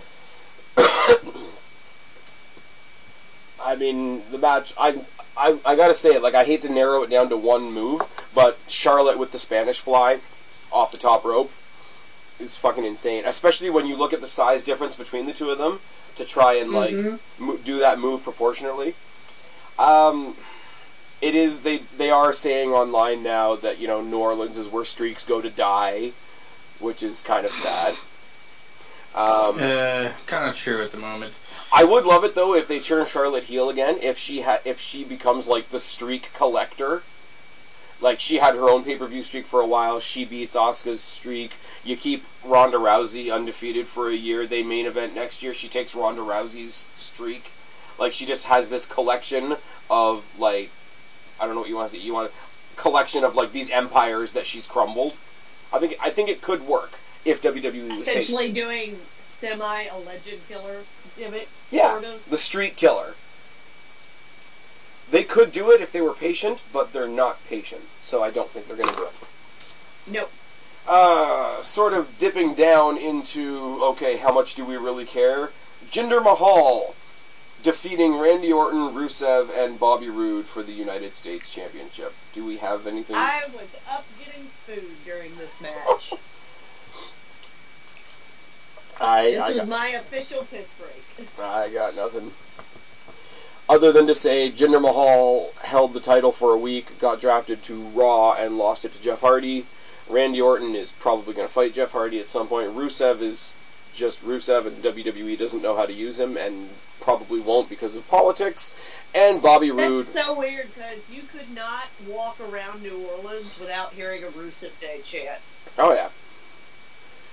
And Bobby Roode got drafted to Raw to be in a very strange 10-man tag that we're probably going to talk about later.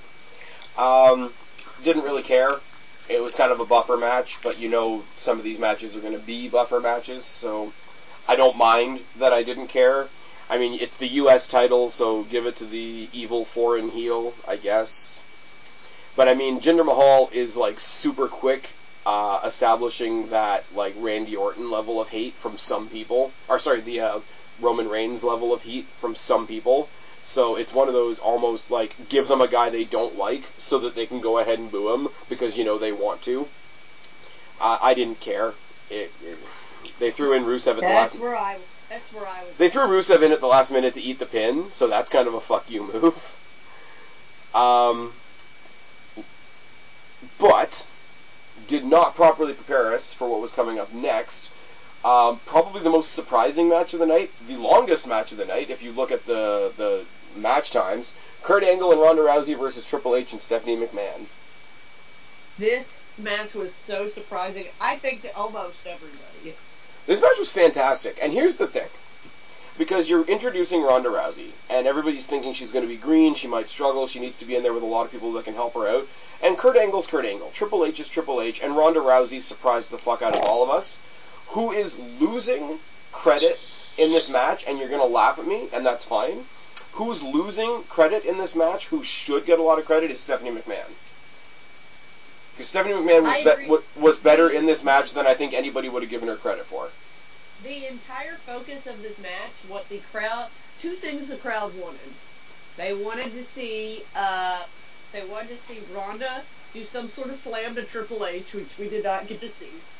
We saw a lot of physicality between the two of them, though. We saw a lot of physicality between the two, and the crowd wanted to see Ronda put Stephanie in an armbar. And she did. Stephanie tap, and that's what they wanted. But like we got, but like take that aside. But like we got some decent wrestling out of Stephanie McMahon. Yes, I think a lot of the success of this match was, you know, I know Ronda Rousey is like a full-time person in WWE now, but there's always a quote celebrity match on WrestleMania. Yeah. This was kind of it. And you know what? I think it's okay, though. I think people received it a lot better because it's not a celebrity one-off. It's we're introducing this celebrity to our world. Yes.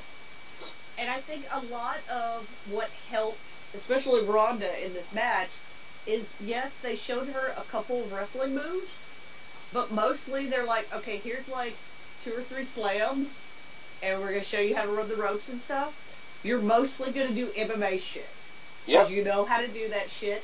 And it looked good. The fact that Stephanie was able to break up the MMA star's submission moves so many times did get to a point where it was making me laugh, though. She did take that hit where Triple H grabbed Ronda by her ankles and threw her out of the ring, essentially. Yeah. Oh, where she slides out and sort of drops face first? Yeah. I think I saw it all over Twitter that night. People everywhere were making GIFs of like the Ronda Rousey rabbit punches on Triple H in the corner because he looked like he was flopping around and it was good. You know, for anybody that says that Triple H doesn't put anybody over, he's been getting his ass handed to him by Ronda Rousey since like 3 years ago. Yep. And he doesn't make it look too stupid. Like, it's not... what can I say? It's not The Rock overselling the stunner. Yes. It's not totally unbelievable that she couldn't, like, beat him up in some sort of match, but, like... Yeah. It's still a little silly. I think the fans would, honestly, because, you know, Kurt Angle and Stephanie McMahon were kind of like side acts in this. I think if WWE was willing to do it, the fans would have embraced Ronda Rousey versus Triple H. I think there would have been a level of silliness to that. So. You still here, Guapo? Senor Guapo is dead. Did we lose Guapo again? Hello? There we go. There he is. Okay. Match, Sorry, my phone's being weird. I really enjoyed this match. I was extremely surprised by all of it. Ronda's physicality throughout the entire match was great. The pop that she got whenever she lifted Triple H was fucking phenomenal. Yes. The Roddy Piper entrance? Yes, and honestly, I could say she left me wanting more, and happy she's now in the WWE. The one thing you can say about her, though, and it is a funny thing, and hopefully people don't think I'm making fun of her, you can tell she's not used to wearing wrestling gear, because she was playing with her shorts the whole fucking match. Well, and that's how she did that a lot in UFC too, so... Mm-hmm. I don't know. Like, it happened, it's like matches where Rey Mysterio gets his mask ripped a little bit or loosened a little bit, and you see him, like, constantly fixing it. It's like, you don't want to say it because it doesn't ruin the match, but it's there, and it's noticeable, and I don't know. But, I mean, like, I expected her to come out, like, Brock Lesnar style, like, with like, the MMA shorts, and, like, you know, not some sponsored gear like Lesnar has, but something, like, super MMA gimmicky, and she didn't, which was cool. Like I say, she's got the Roddy Piper tie-in. It was close. It was close to MMA stuff, but not. Yeah, but like not. And I keep going back to Brock Lesnar only because he's really the only comparison we have. But like Brock Lesnar, and I know it's like legit his gear. Like there's nothing fake about it. But Brock Lesnar is like so MMA, it's almost a gimmick of itself. Ronda Rousey's sort of becoming a character, like sort of merging into that kayfabe wrestling world, and I think it's cool. They're going to do a storyline with her and Natalya, which is weird. I don't like it at all. Well, apparently Natalya's been helping her train a lot. Yeah, and that's cool backstage, but I mean, like, as much as I hate to say this, I think that's why they moved. I've been hearing. Dirt sheets, so, you know, grain of salt, everybody. Yeah. I've been hearing that's why they moved Natalya to Raw, is to... Yeah, they're probably going to put her in a bunch of tag matches. I will say, Absolution got drafted over to SmackDown in the Shakeup, but there was one cool little moment on Raw with the whole Natalya thing, where Sonya Deville kind of squared up to Ronda Rousey. She got her ass handed to her. But, like, they squared up for a second because Sonya Deville also has that MMA background, MMA, I guess, image. But, so it was a cool little moment. I mean, I don't want to see them have a match because Ronda's going to kill her, and I like Sonya Deville. But, you know, Sonya Deville, Mandy Rose went over to SmackDown anyway, which is cool. Can I ask something real quick? I don't want us to talk too long on it because I'm sure we'll... Oh, actually, you know what? I'll talk about it when we get to the Shakeup. Okay, cool. My screen just froze up, which is great. Another sort of piss break match, unfortunate to say, because I thought it was going to be one of the best matches of the night, was the Bludgeon Brothers squashing the Usos in the New Day. Yeah. Like, there was nothing to this match. There was nothing to I don't really have much to talk about. Like, Bludgeon Brothers... I mean, it was... They stopped by WrestleMania to pick up the belts. Like... It was we're going to throw everybody around match. But it wasn't even that, though. Like, it was like they walked in, got the belts, walked out, is what it feels like. And they're going to have a rematch with the Usos at the Saudi Arabia pay-per-view, which I'm sure will be great. Go back to Naomi for a second. I don't know if any of you guys watched SmackDown this week. they booked the Usos to look super fucking weak this week against the Bludgeon Brothers because the whichever Uso is married to Naomi had a singles match with one of the Bludgeon Brothers, got his ass handed to him, and Naomi came out to save him. Again, I want people to be clear on this. This is not just a hate on Naomi thing. They've spent so much time building up the Usos to be this badass fucking team. I get what the Bludgeon Brothers are trying to do. Like, they're the monster team. I get it. But, I'm sorry, you can't book this badass team where all of a sudden one of them's in trouble and they have to get saved by their girlfriend. I'm not being sexist. It just made them look like fucking schmucks, and I didn't like it at all. Alright. But yeah, they're going to have a rematch in Saudi Arabia, and I'm sure it'll be good. I don't know what the New Day does from here. Was anybody... Okay, and this is another, the whole world likes to be offended by everything. Were you guys offended by the New Day's entrance at WrestleMania? No. No. Okay, good. That's all I'm going to say about that. I was confused by the fact that, okay, so, they're doing their entrance, and then you look on the Titantron, and there's a lot more shit going on y'all's end, on the video end, than on our end. Oh, there was a lot of stuff like that for WrestleMania this year. That's one thing I didn't touch on before. Like 3D shit added and all this animation bullshit around it. I'm like, it was like that for a lot of matches. It was really dumb.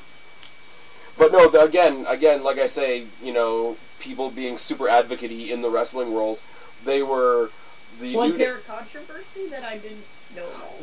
There's an underswell, and this I don't know whether I'm just in like the bad part of Twitter or something like that, but there's this big underswell and a big petition against WWE because they were misusing and stereotyping little people. Oh, the pancake thing. Yeah, that was a little weird, but I don't know that I was. I mean, it's weird, but it's no worse than like the Rosebuds. I do remember leaning over to our friend Russ and going, I would have loved to see what the casting call for this was. Pancake midgets. Need short people. Need short who dance to wear pancake costumes. And if I don't know what it looked like when you guys were there. They looked like they were all drunk. They were all stumbling around. We were. The one guy that tried to do the worm, like all the stuffing was coming out of his costume and everything. I just thought it was weird. I didn't think it was like racist or anything, but I'm not that demographic, so I wouldn't know if it was. Well, says the woman who bought the Finn Balor for Everyone shirt. Finn Balor for Everyone shirt. I'm just saying. I will say, now that you mentioned that, like, the Finn Balor... I assume the same people that were mad about that are the same people that have been mad for years. Like, like the WLC match, I'm pretty sure. That match was golden. It was golden. That match was way better than it had any right to be. But I will say, no, because you mentioned the Finn Balor for Everybody thing. I love what Finn Balor is doing. I have a lot of friends that are somewhere along the spectrum of the LGBT community. I have no problem with it whatsoever. I think it's fucking fantastic. How did you? I will say, I personally didn't have a problem with it, but if somebody came along and said, you know what, the fact that they made his entire entrance about that kind of agenda, I can see somebody thinking that that's like a little on the nose, like pushing that message, or on the other side of the coin, I could see somebody saying, oh, well, WWE and Finn Balor are just doing that to look good. If there are people that do have problems with it, I can see it in the slightest of ways, but not enough that I agree with it. Does that make sense? I will. Yes, that makes sense. I will tell you this, though, because I guess Saturday, we were wandering around, and we were going to go to the WWE Superstore, because my friend Gilbert and I, Gilbert is gay, wanted that Rainbow Finn Balor shirt. So we go to the Superstore, we can't find it, and I talked to somebody. Oh yeah, there. apparently it's sold out. They sold out Thursday morning when they opened the Superstore. They sold out of that shirt completely. Yeah, but see, here's my problem with that, though. That could mean one of two things. That could mean either that, like, it flew off the shelves, or it could mean WWE didn't think it was going to sell as good as they thought and didn't bring enough. Well, and then when we went to the SmackDown arena, when we went to WrestleMania, they had the merchandise carts up, and they had it there, and so I knew they weren't gonna have it in my size because they never fucking have merch in my size at the arena. Because women don't go to the actual event. That's a whole other rant. Anyways. Come to events in Canada. There's more women's merch there than there is men's. There's never any women's merch when I go. It pisses me off. But anyways. But they did have our buddy Gilbert's side. Gilbert had already gone inside and sat down, and so I bought him the shirt. And I got the, last fucking shirt at that merchandise thing. So that shirt was fucking selling. Either they didn't have enough, and it was an artificial, scarcity kind of thing. But, I literally just, while I was in line getting Gilbert's shirt, I ordered mine on the WWEshop.com. There you go. Okay. So, I mean, it's fucking over as hell, or at least... And it's over, and you know what the thing is, I don't want people to think that I'm shitting on what they're trying to do, because they're putting a good message out there, it ties in with their whole anti-bullying thing and whatever. I just hope it's genuine. Yes. If it's a cash grab, that's shitty. If it's hey, let's do this because it'll make us look good, that's super shitty. But the fact that they made his whole entrance about it... there's so much in the media right now about, and not just the media, but the whole world about how we need to treat everybody, and this group advocating and that group advocating, not just the LGBT community, let me be clear, I'm talking about anybody advocating for any side. There's so much advocacy, and with advocacy comes politics, and I don't want politics in my wrestling, and I hope that doesn't make me sound like a dick, but... Whether, it doesn't really matter whether it's WWE doing a cash grab or not.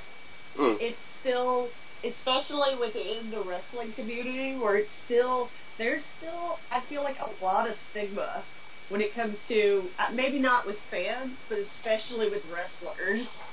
Right. Being LGBT.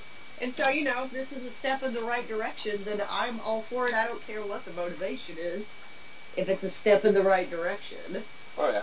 I will say, since we're on the topic anyways, anybody that doesn't listen to the Lillian Garcia podcast, Chasing Glory, there was a really good interview done with Sonya Deville, who I believe has the distinction of being the first openly LGBT female superstar in the WWE. For anybody that is interested in topics like this, I don't touch on topics like this too much because I don't like getting super political here, but I mean, we're doing it right now. So I will say, if you haven't checked out the Lillian Garcia podcast, go check out the one with Sonya Deville, because she's got a lot to say on the topic as well, and it's really good. Okay. So we just talked about the Bludgeon Brothers squashing people. Now let's talk about the Undertaker squashing people. John Cena got squashed at WrestleMania. That is a thing. That is a thing that happened. Squash that everyone wanted. Okay, well, there's a time where any squash of John Cena would have been the squash we wanted. This was cool. This was really good. I liked it. I mean, I laughed the whole time. I'm not gonna lie. The whole gimmick of him, throughout the first part of the show, sitting with the crowd, having the beer, sitting next to that really uncomfortable-looking pregnant chick, who may or may not be the reason John Cena and Nikki Bella broke up. Not cool, dude. Not cool. Too soon. Too soon? Too soon. One sweet. Hey, Mickey James is back in the company too. Maybe that has something to do with it. Oh. Anyways. Sweet. I will tell you though, he kept up the. We talked about it on Monoxide's podcast. He kept up the. I don't have an opponent. Blah blah blah. Because John Cena did there was a showing of the movie Blockers, at which he was in attendance for. He sat in the theater with everybody, and after the movie was over, he did a little Q&A. And, there was a little kid in the crowd, and his mom was like, we're so excited to go to WrestleMania. We're going to be in row 7. He's like, oh, cool, yeah, you're not going to be that far from me. I'm in row 5. So he kept up the game. So I'm just like you fans, but just remember, I get better seats. Yep, slightly better seats. I think we lost Guapo again. He keeps muting so that he can, like... No, I think he actually hung up. It coming over. Well, speaking of movies, now we're really going off topic. I did get a chance to go see Rock's new movie, Rampage. It's pretty fun. Everybody says it's good. I need to go see it. I mean, it is what it is. It's sort of in that King Kong, Godzilla vein. What's his name? Jeffrey Dean Morgan is in it too, and he's really good. So I had fun with it. Also slightly off topic, even though it's still too soon, I have giggled at all of the memes where it shows the referee going up to John Cena and saying, like, responsibility, marriage, blah, blah, blah, and then John Cena runs away up the ramp. Yes, like I heard that entire story. I didn't cut it out from the Skype call at all. Exactly. You totally didn't. I have been a slightly less nice side of me is finding an enjoyment in the John Cena memes where the referee comes up and tells him about responsibility and then he runs up the ramp. Yeah. I don't know. Everybody's saying that this is going to be like a precursor to an Undertaker versus John Cena career versus career at 35. I hope not, because I just like this. I thought it was fun and light. The Undertaker looked great. It was the first time in a while that I didn't go, oh man, the Undertaker's looking a little run down. Like, I don't know what he did with his hair, but his hair looks great. Hair game is on point. Hair game is on point. He looked great. He looked like, the Undertaker, as opposed to like sad, what I've been calling sad Undertaker, where you're just like, oh. He in fact. Like this. So what you're saying is he did not in fact look like a dead man. Exactly. He and looked like the dead man, not a dead man. And also and we just lost Guapo again, so we're going to keep going and hopefully he joins the call again. People were really upset that he wasn't American Badass. Apparently Kid Rock was not able to make WrestleMania. Like, he came for the Hall of Fame and whatnot, but was not able to come for Mania. And I think him not being there sort of solidified the decision whether or not they're going to do the whole American Badass gimmick. Hey, you can't have too many motorcycle gimmicks, okay? If Triple H is gonna have a motorcycle entrance, nobody else gets a motorcycle entrance. Oh, come on, his is a tricycle, it's completely different. Undertaker. His is a three-wheeler, it's completely different. It's true, his was a tricycle. His were trikes, yes. And I mean, if we had American Badass, we could have had, like, what's-her-face on the back? His wifey chick, whose name I can't remember Michelle McCool. There we go. The Undertaker of the Women's Royal Rumble. Yeah, the Undertaker of the Women's Royal Rumble. The woman who buried half of the roster, yeah. Well, that's because she's the Undertaker. Undertaker about to bury Rusev in Saudi Arabia, just saying. Good point. It was Rusev, and then it was Jericho, and kayfabe, now that Lana has approved it, it's going to be Rusev again. Is that the kayfabe storyline as to why? I don't know, because this whole thing is happening on Twitter. Like, nothing's really been said about it on the show. I've been hearing rumors that Rusev is unhappy and he wants to leave. Yeah, but that's been those rumors were around like before WrestleMania, and that right around that time was when they put him in the like, either he's unhappy or he's playing a role that's unhappy that's eventually going to like fester on social media for a while and result in a push. Sort of Daniel Bryan WrestleMania 30-esque, except like on Twitter and not on the show. Correct. Like, I don't know how I feel about them doing entire storylines on Twitter, but, you know, it is what it is. I don't know, for the spectacle of it, if they want to do this Cena Taker next year one more time and then they both kind of go away, because Taker is old and Cena is going to do Hollywood, I wouldn't entirely hate it if this is any indication of how it would be. But I just thought it was a fun thing to have at Mania. yeah. I don't know that it was building up any big storyline. I think maybe there was supposed to be something else happening with John Cena, and then that did not happen. And so they kind of put this together, and I think it gave what the crowd wanted. We got the big Undertaker entrance. He looked like the Undertaker. He ruined John Cena, and we got to have our moment. Where we weren't like... I still say the more entertaining portion of it was him, like, hashtag John Cena the fan. Yes. He was popping like crazy for the Cruiserweight match during the pre-show.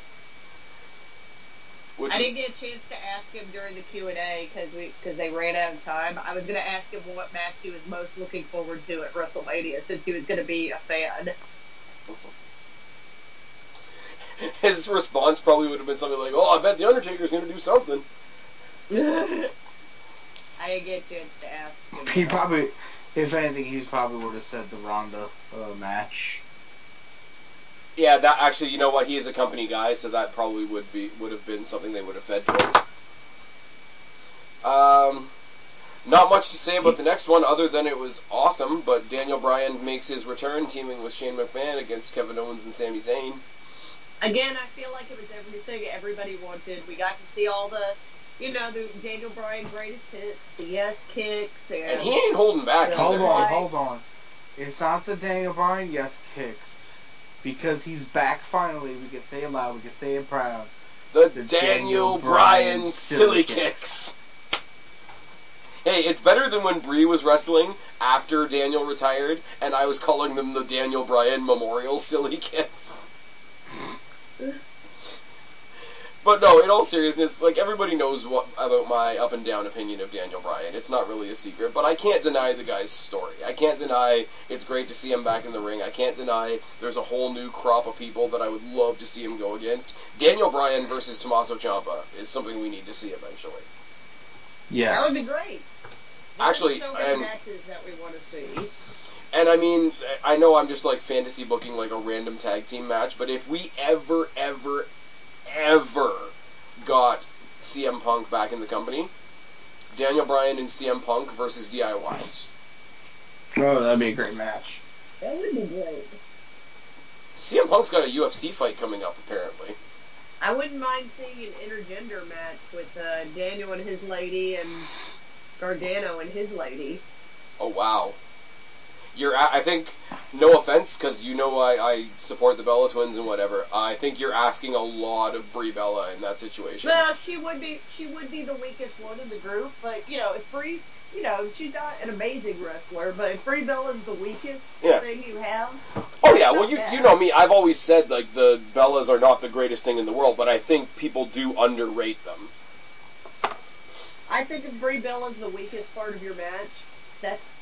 You're still doing pretty good. And just like I say, Gargano and Candice LeRae did tandem Gargano escapes this week on NXT, which was a really cool spot. Anybody listening, go back one video, check out my NXT review. Oh yes. Also hit that subscribe button up above.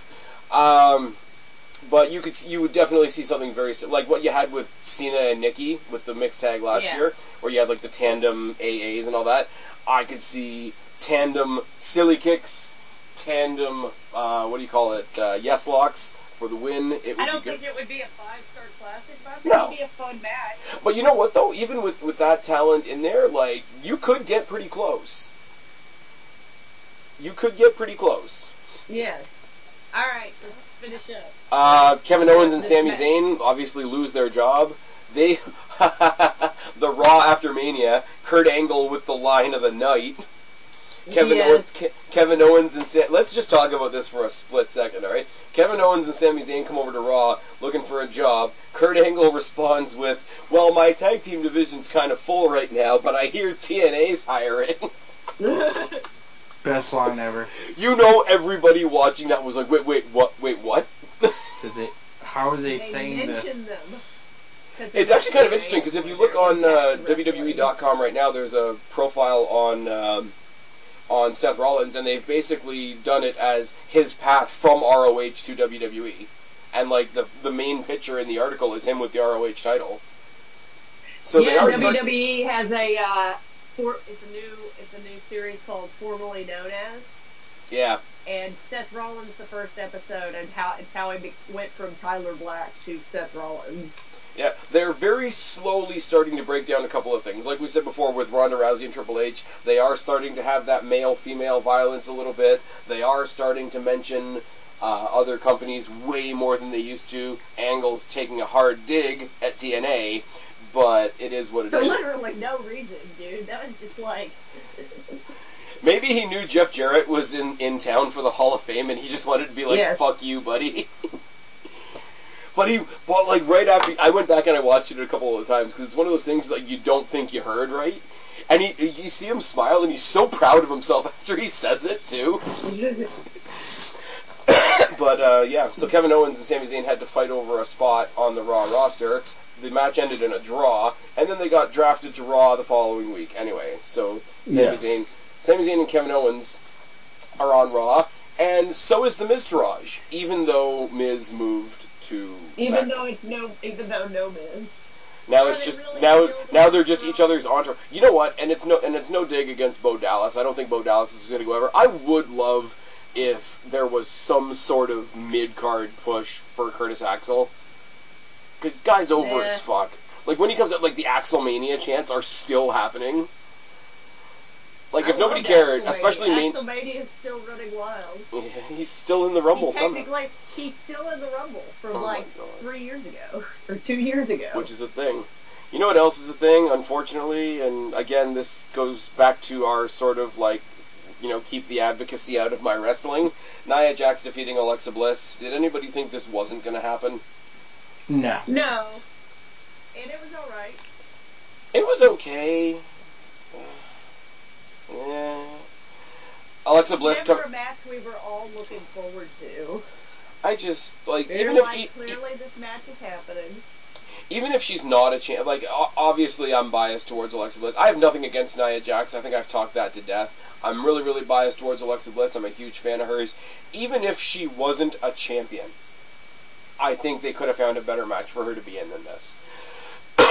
Her entrance where she was coming down on the big podium was kind of cool, with the evil black crown and the whole fucking bit. Not much to say really about the match. I mean, Nia Jax starts the match by destroying Mickie James, which is, that's that babyface in a handicap situation mentality. Okay, first of all, immediately take out the help and then go squash Alexa Bliss. But here's my point, and people laugh at me when I say this, and I really don't care. How do you play up the fact that Nia Jax is the babyface when she's literally ragdolling the shit out of somebody 1/3 her size because she can, somebody that she's come out multiple weeks and made fun of for her size, when meanwhile that exact same reason is why we're supposed to feel bad for her? I mean, I'm not shitting on Nia Jax, don't get me wrong, she doesn't write the story, obviously. But I'm gonna destroy you. I'm gonna literally squish you like a bug. Called her a bug, and we know she can. At what point do you have any fear for her? At what point do you think that she needs backup? At what point do you think that she needs sympathy? Because she's gonna kill somebody. I said, this was a match that I knew was coming before it came, and it ended exactly how I felt like it was going to end, and I would like to see what they're going to do with Nia Jax as champion. They're going to have her go around for a while. She's going to be the poster child for Be a Star. Look at me, I overcame my bully. It's about time somebody different... Well, they're doing a massive push for her, because on the side she's doing a lot of plus size fashion runway stuff. She's now a spokesperson for Dia and Company. It's one of those box delivery clothes place where they get a stylist to style you kind of thing, and then they send you a box of clothes to see if you'll like it kind of thing. But it's exclusively for plus-size women. And that's fantastic. And don't get me wrong, again. She's on that too, so she's getting a big push right now. And don't get me wrong, right? Like, and we, all the issues that were brought up during their feud with the body shaming and the bullying and whatever. You want to go out and be an advocate for that in your spare time. WWE wants to give you the leeway to go out and be an advocate for that in your spare time. That's fucking fantastic. It really is. It's like they go out and they do the Make-A-Wish. It's the similar thing. She's gone out and found something else to do with, like you say, the plus size box setup, whatever. And it's all good. She's going to go advocate. She's definitely going to be part of the Be a Star campaign for the next little while and talk about overcoming bullying and all that sort of thing. And all of that is fantastic. I have no problem with it. That alone should not make you a champion. Well, and what's funny about it is that, the Be a Star, don't bully kind of thing. Alexa Bliss, I don't know if you've heard her background. She has a really big, she was bullied for forever about, And this is where, but this is what I'm saying. WWE. She had an eating disorder. Oh, yeah. Mm-hmm. That's why her and Nia Jax are like such good friends in real life, because they have the exact opposite problem of each other. Or not problem, but like issue to deal with. But this is where WWE, and this is where I kind of don't even blame WWE. WWE puts a magnifying glass on a problem that I think is out there in real life. You talk about body shaming, and body shaming is a horrible thing, right? Alexa Bliss makes fun of Nia Jax for being big. She's the bad guy. Nia Jax makes fun of Alexa Bliss for being small, but somehow that doesn't make her a bad guy. And that's not WWE being stupid. That's WWE reflecting a hypocrisy that's out there. And like I say, again, it's one of those things that is out there and I have opinions on, but I don't watch wrestling for that. And that's just me. Moving on. Anyways, another result that got people really, really up in arms was AJ Styles successfully defending against Shinsuke Nakamura. I think everybody wanted this match to be more than it ended up being. I feel like a lot of people left disappointed in this match. A lot of people are straight up like, there's no way AJ Styles should have defended his title. I'm like, okay. If Shinsuke won, he would have had a cool, babyface, hey, I won the Rumble and now I'm the champion moment. But instead, we got something nobody saw coming with the Shinsuke heel turn. And the Shinsuke heel turn... That was the best part of the match. The Shinsuke heel turn on SmackDown, though, is fucking great, because he's so fucking sarcastic now. It's wonderful. I love it. And, But I think the match, for a lot of people, especially, we were talking about clearly this was going to be a good match, and I'm not saying it wasn't, but, it just... Well, we were also talking about the amount, both Rumble matches, and this is the problem I had going in. Both Rumble matches, both matches that resulted from Royal Rumble wins were face versus face. So where's the heat? Like we go back to Asuka versus Charlotte. There was a fantastic match, probably one of the best women's matches we've seen in a long time. But there wasn't any heat in it. There wasn't any heat in this either. But it was the launching pad of the feud. It wasn't the end of the feud. So I'm willing to give it a little bit of a pass, because so much of WrestleMania is like the culmination of feuds. But every now and then you need to use WrestleMania to start a feud, and that's what they did here. And Nakamura has been punching AJ Styles in the balls every week since WrestleMania, which has been hysterical. Right in the balls. Yeah. And let's just, Paige being the new GM on SmackDown, her first order of business on SmackDown was to give them the SmackDown after Mania was AJ Styles versus Daniel Bryan, which is something that I pitched to be the main event of next year's WrestleMania. So, of course, they did it on SmackDown. Well, yeah. For reasons. Because they listen to this podcast and they hear it, and they like the ideas that you give them. And they want to do it now. Yep. It's their money, and they want it now. Oh my god. I hate that commercial. Yes. Can we talk for a second? Because we talked about Angle and his TNA comment. But the beginning of that TNA comment was, I'm not going to give you a job because I have such a stacked tag team division. I have such a stacked tag team division that at WrestleMania, the tag team champions were Braun Strowman and a 10-year-old. Braun Strowman and a kid that they picked. That kid was over, though. That kid He's was a so child. That's a child. That kid was so fucking over. He was. Everybody loved. There were chants for him during the awful main event that we'll talk about later. Yes. I would also like to. Oh, and you know what I didn't talk about? You know what I didn't talk about? You know what I didn't talk about? Though not as clever as when I posted it on Twitter, that child now has more tag team title reigns than Enzo and Cass ever had. Oh. I love how publicized. I thought of it. I love how publicized Enzo's innocence is, and I hope WWE gets sued. I'm just saying. I have to go way back to the beginning of the show for a second because I missed out on a major portion of the Charlotte and Asuka match, and I'm going to go back to it. Because Charlotte isn't the women's champion anymore. Nope.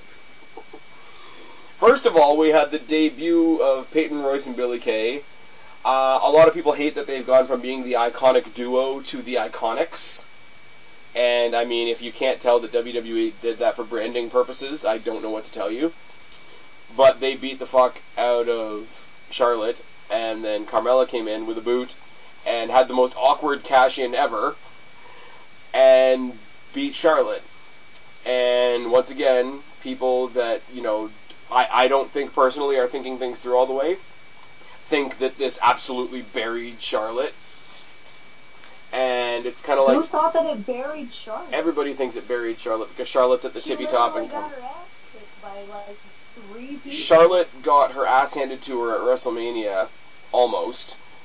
In one of, if not the best match of the night. Come in 2 days later to get a beatdown 2-on-1 by a fresh Peyton Royce and Billie Kay, and then ate a finisher from Carmella. She didn't get buried. And she's going to get the title back eventually. And those same people are the ones that were so sure Charlotte was going to get drafted to Raw, and she's still on SmackDown. She's going to get her title back. It's going to be fine. Everybody fucking chill.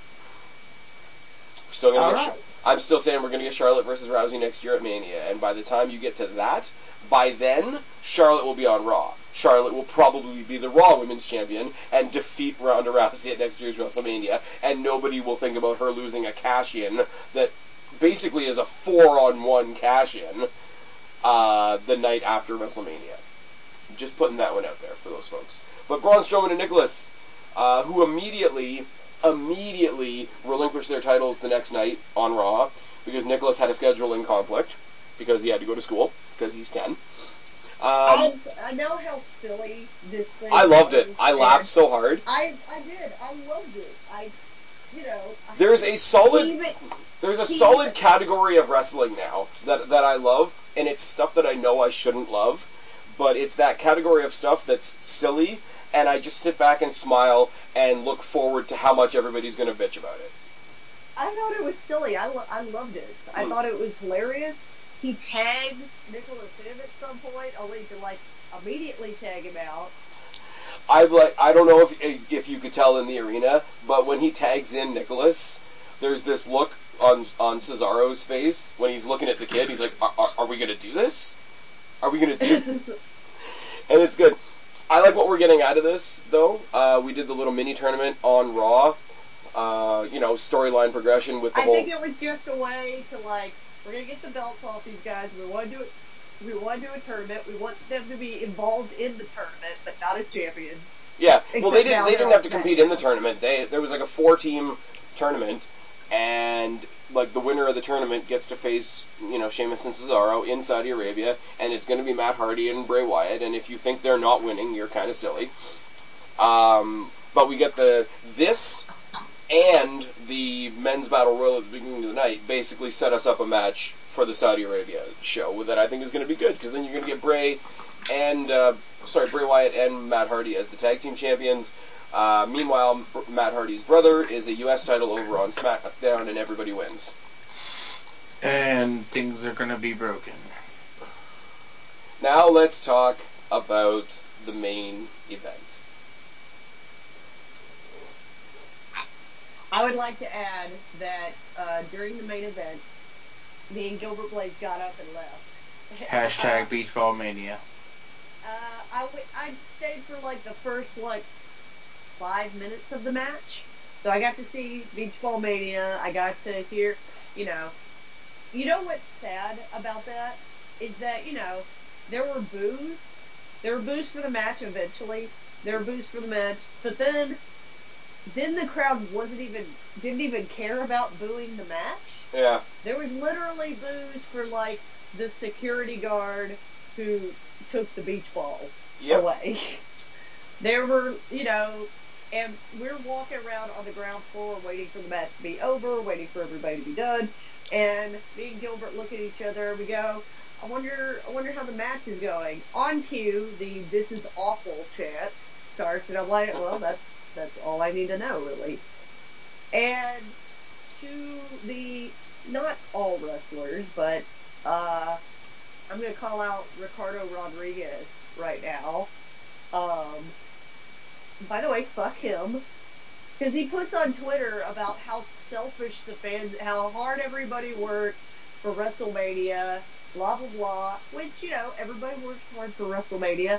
And how selfish the fans were to decide, that they were more important than the show.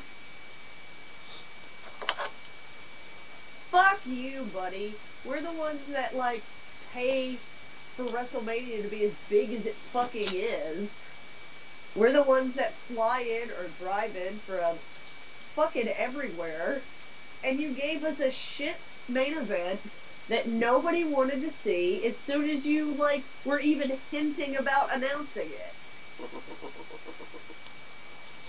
How you really feel about it?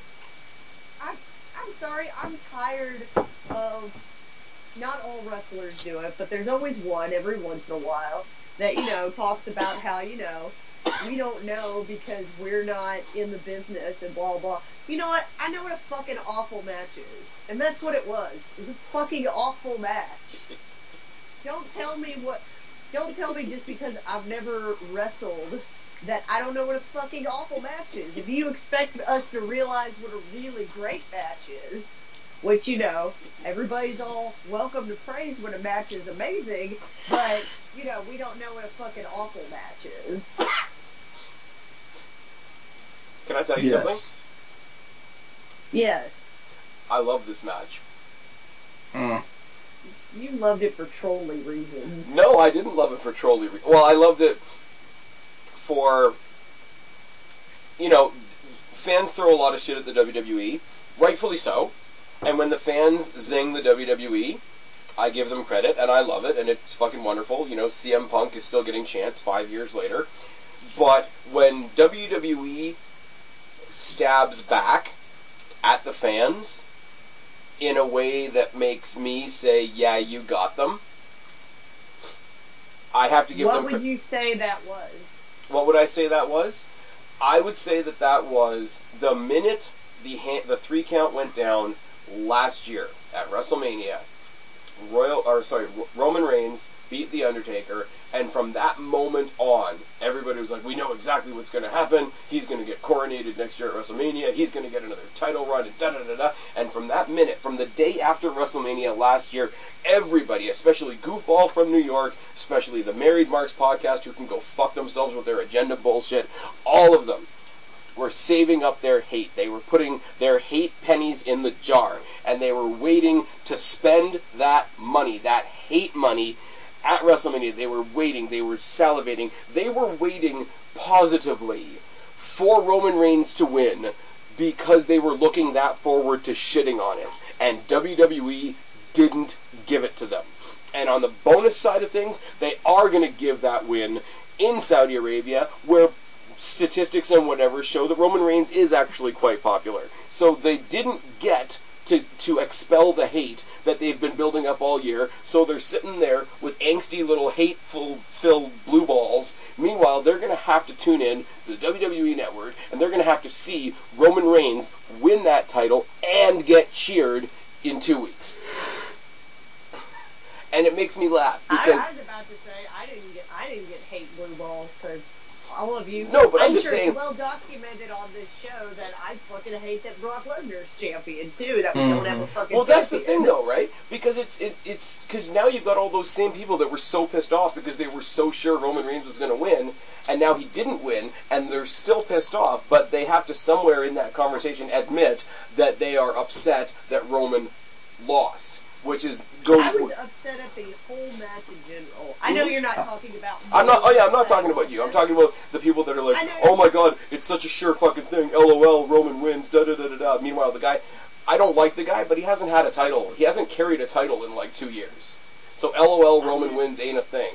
He's got his ass handed to him by Samoa Joe. He's gotten his ass handed to him by Braun Strowman. I'm not defending Roman Reigns. Let me be clear on that. Yeah.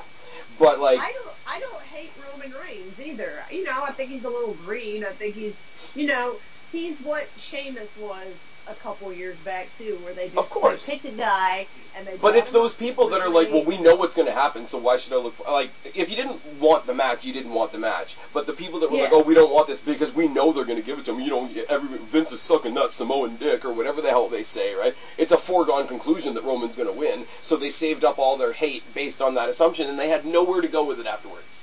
And I see all these people that I don't like, but I still listen to just to see how stupid they are sometimes, and to watch them backpedal. Oh yeah, this is all part of the master plan. I knew this all along. And it's like, yeah, 2 days ago you were saying, hey, welcome, wait till Roman wins that title, and now they try to backpedal, and it's just like, no, WWE got you. Well, I mean, it's okay to admit that WWE got you. Like, I don't like what they did. I thought Roman was gonna win too, but I didn't really give a shit about the match either way. It was a fucking as a match, it was a fucking awful match.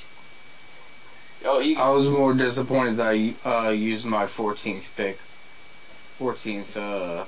spot for this. Yeah, I think I did too. I think I was that sure of it as well, but you know, I do have to send a quick shout out to our good friend OKFabe. Check him out at youtube.com/OKFaber. Who's got some merch. I don't know whether he's going to hear this or not. I'm going to shout out his OK Fabe merch. He recently put out a shirt with 2 big thumbs up, like pointing to the person wearing it, saying this guy is more over than Roman Reigns. I kind of want that shirt. I kind of want that shirt too. If they have a variant that say this girl is more over than Roman Reigns, I would buy that shirt. Kristen, come on. You're one of us. You're definitely one of the guys. I know, but I want one that says this girl. You want that I'm a Paul Heyman girl shirt, don't you? Nah. What do you guys think of the idea that Paul Heyman should manage Ronda Rousey after Lesnar leaves?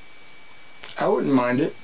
I wouldn't mind it. I mean, because she is still a little green on the mic, but I think it's because they are trying to make her super babyface, but at the same time, the baddest woman on the planet. I think it works though. Like it took me a long time to come around to it, and I didn't really think of it until the night of Mania. She's got sort of that she's got a little bit of that Ken Shamrock element where it's like, okay, if we're just in a match, we're just in a match. But then if you piss me off, then I'm gonna snap. I think her snap happens at the beginning of the match. Like she's a great person, she's wonderful, she's happy to be there. But as soon as the bell rings, like a Festus thing, ring the bell, and monster Rousey. I mean, you don't have to go way over the top. I want your opinion, go past the fact that you're like, yay, those people are now upset that they didn't get to fucking boo Roman Reigns or whatever. The match. You can't tell me that you got any enjoyment in the actual match. It wasn't a match. Yeah. It was a segment. Cool. It was a beatdown segment, and if I look at it from the perspective of a beatdown segment, they booked it more shockingly than they've booked a lot of other things in a long time. WWE has gone so long not giving us blood, except possibly in NXT. Props to Roman for letting himself get busted open hard way. I will say I don't know if it was Roman's choice. Yeah. I will say I was more angry about the Twitter thing that I just went on my rant about than I was about the match in general. Because like I said, I didn't care. I didn't want to see this match. I didn't care for this match, so I got up and left. Like that's what I did. And that's the thing, right? And YouTubers YouTubers and Twitterers and whatever hate when you say this, but you can't break the logic. It's like, if you don't like the show, don't watch. Yeah. And I've modified it.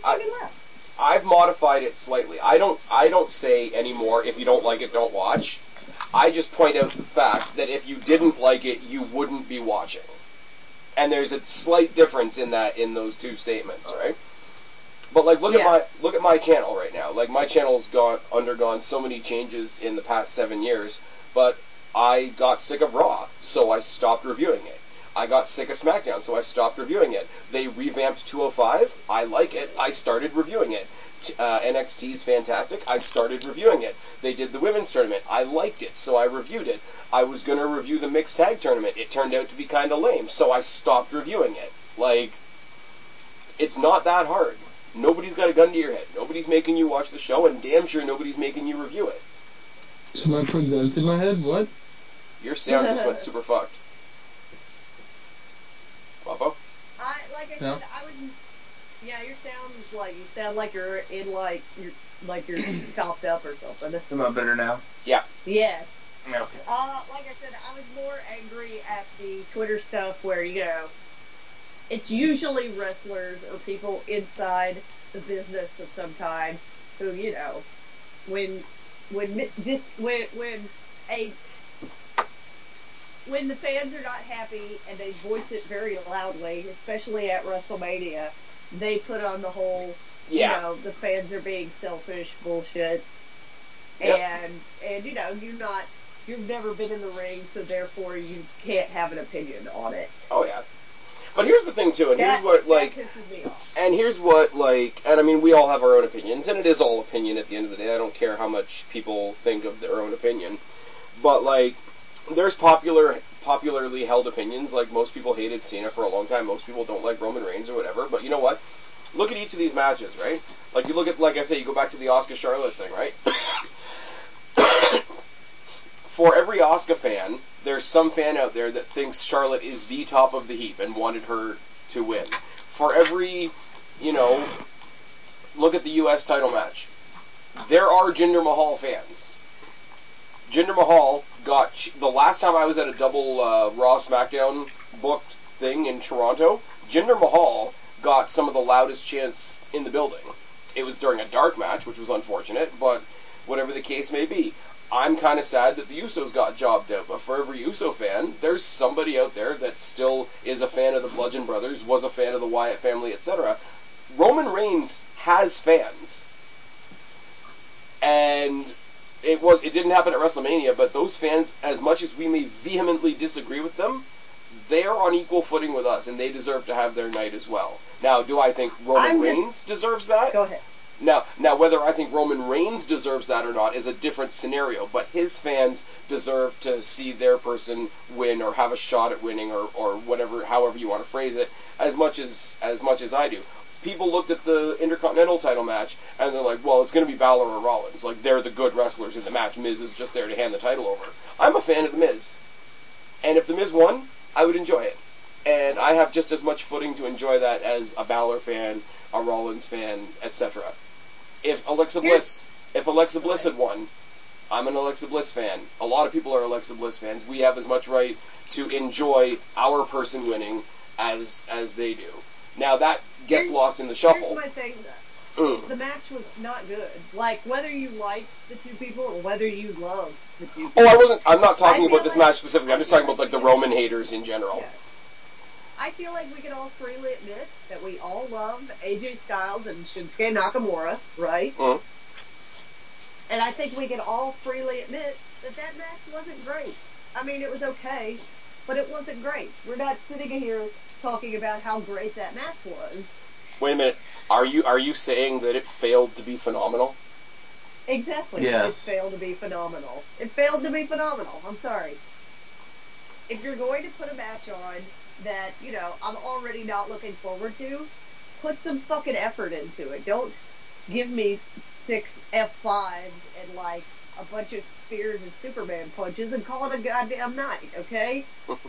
Try to win me, at least try and win me back. Win me back and win me back. I think they figured at that point that the fact that Roman didn't win would erase all that.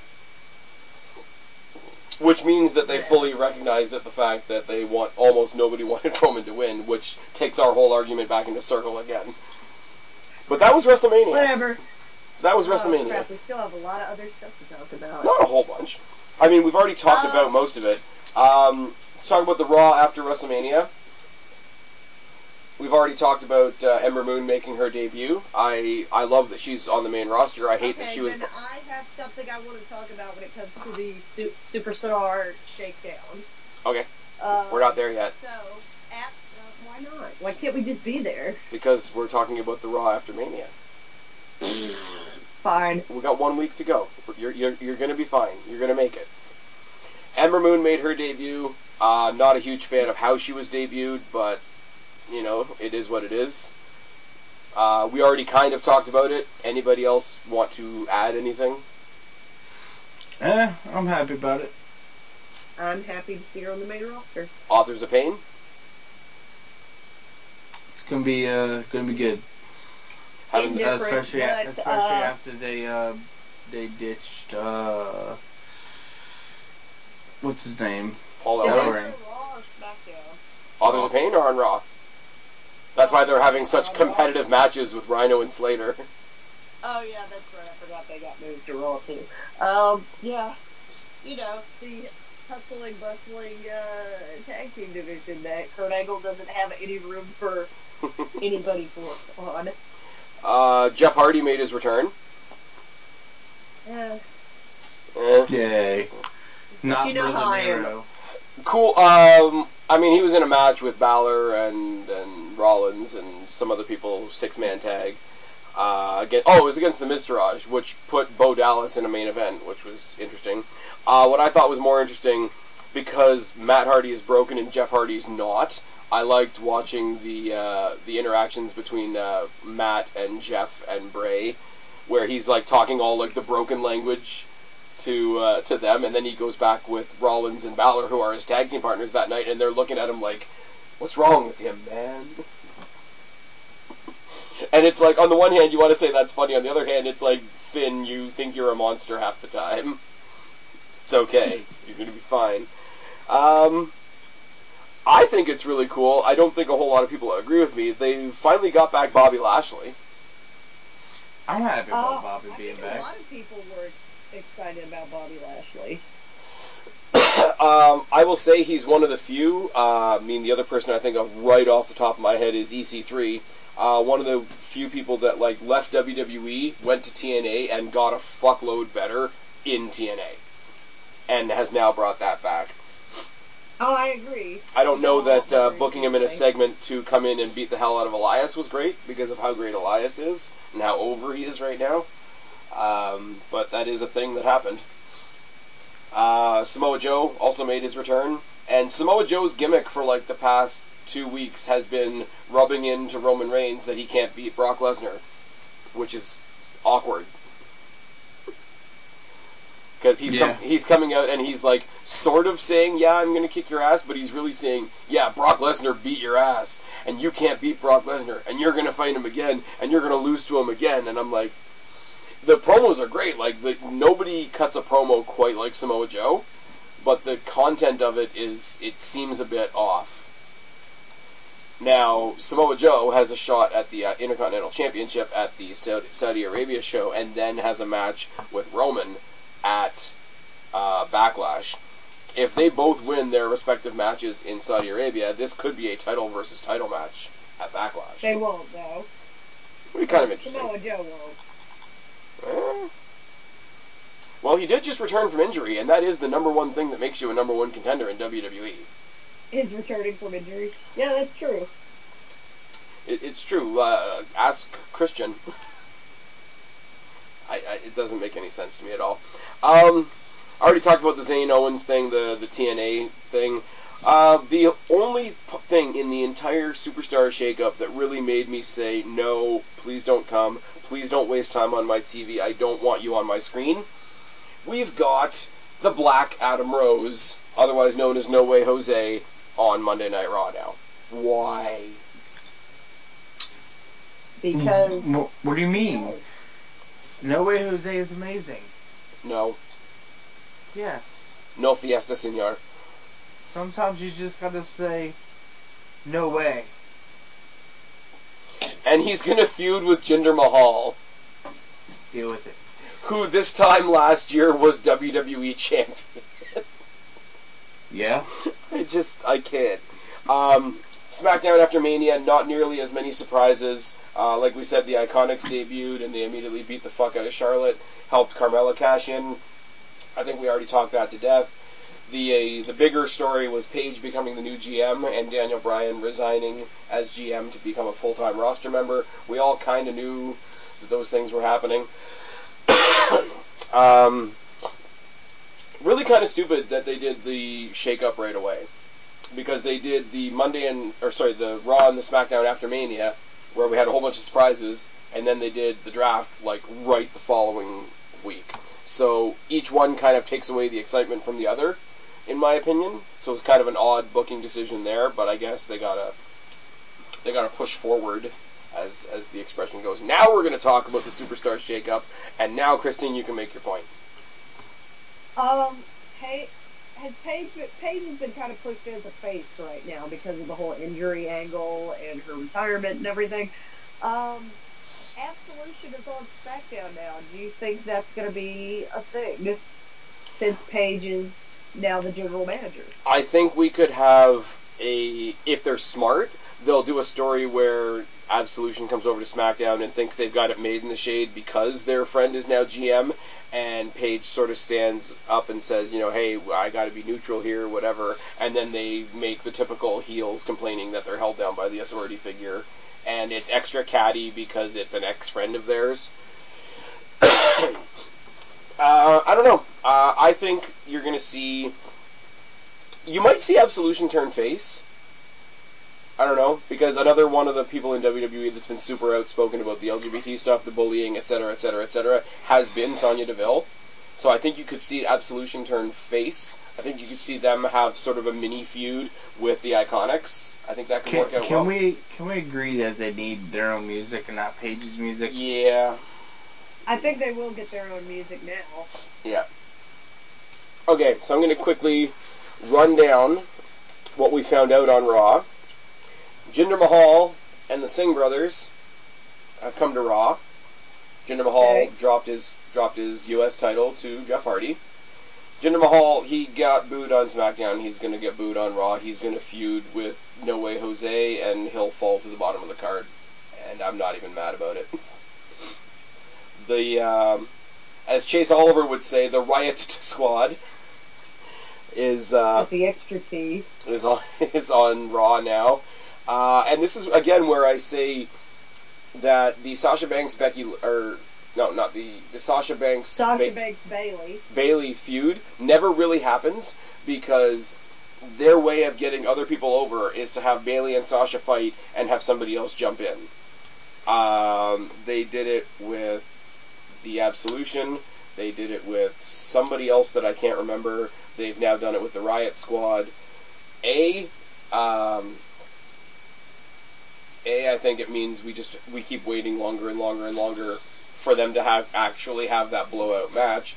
B, it lets anybody that's new, like the Riot Squad, rub up against these names that are sort of some of the biggest on Raw. It kind of makes sense. It's kind of frustrating. It kind of makes the whole thing stagger a little bit, but I think Morgan and Logan are incredibly underrated. Ruby Riott got a chance to show what she could do against Charlotte at whatever the pay-per-view was before WrestleMania. So hopefully they get used a little bit better than they got used on SmackDown. Thoughts on the Riot Squad coming to Raw? Because the Absolution wasn't able to get what they wanted, essentially. They didn't get what they wanted from Absolution because of the whole Paige thing. Yeah. So they're going to try again. I think you move two solid tag teams in the newer version of Absolution and the Iconics over to SmackDown. You bring one faction over to Raw. I think it's a relatively even trade. Technically, I'm sorry, Guapo. I cut you off. No, it's okay. You're fine. I'm used to it. Wow. Did you have something to say, Guapo? I was about to say that. I mean, you say wow, but let's be honest, I cut him off a lot. Yeah. No, Guapo is the Xavier Woods of our little group here. Yeah, as I'm playing Pokemon while talking to y'all, yes. Technically they weren't drafted per se because they weren't on any brand, but Kevin Owens and Sami Zayn are on Raw because Stephanie McMahon, pulled a bitch card and overruled Kurt Angle. Well, she is the better McMahon, so. Yeah. So that was the thing. I hope they keep them as a tag team, and instead of just two guys that constantly back each other up, I hope they actually insert them into the tag team division on Raw.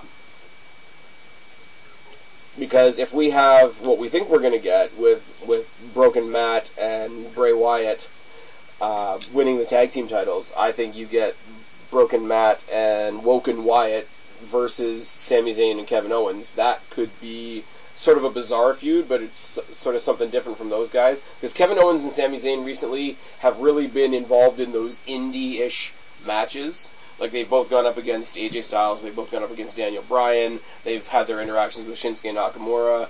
To have the two wrestlers like them go up against two characters like Bray Wyatt and the Woken Matt gimmick could be something completely different for them. And, give them the chance to put the titles on them as well.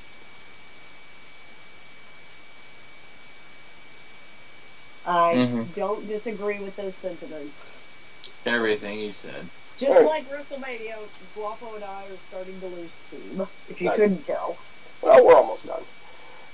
It wasn't SmackDown, but we found out one of the SmackDown drafts on Raw was that The Miz was going to SmackDown because of a special request by Daniel Bryan. Miz Taraj is not going with him. Roddy. We've already kind of talked about that. We're going to get Miz and Daniel Bryan. Miz is going to put Daniel Bryan in his place, and it's going to be good. Hey! Yep, I'm sure that's exactly what's going to happen for the returning Daniel Bryan, is that Miz is going to put him in his place. Well, sometimes the teacher has to come back and teach the students some more. Randomly announced on Twitter, Zack Ryder is on Raw. I don't really care.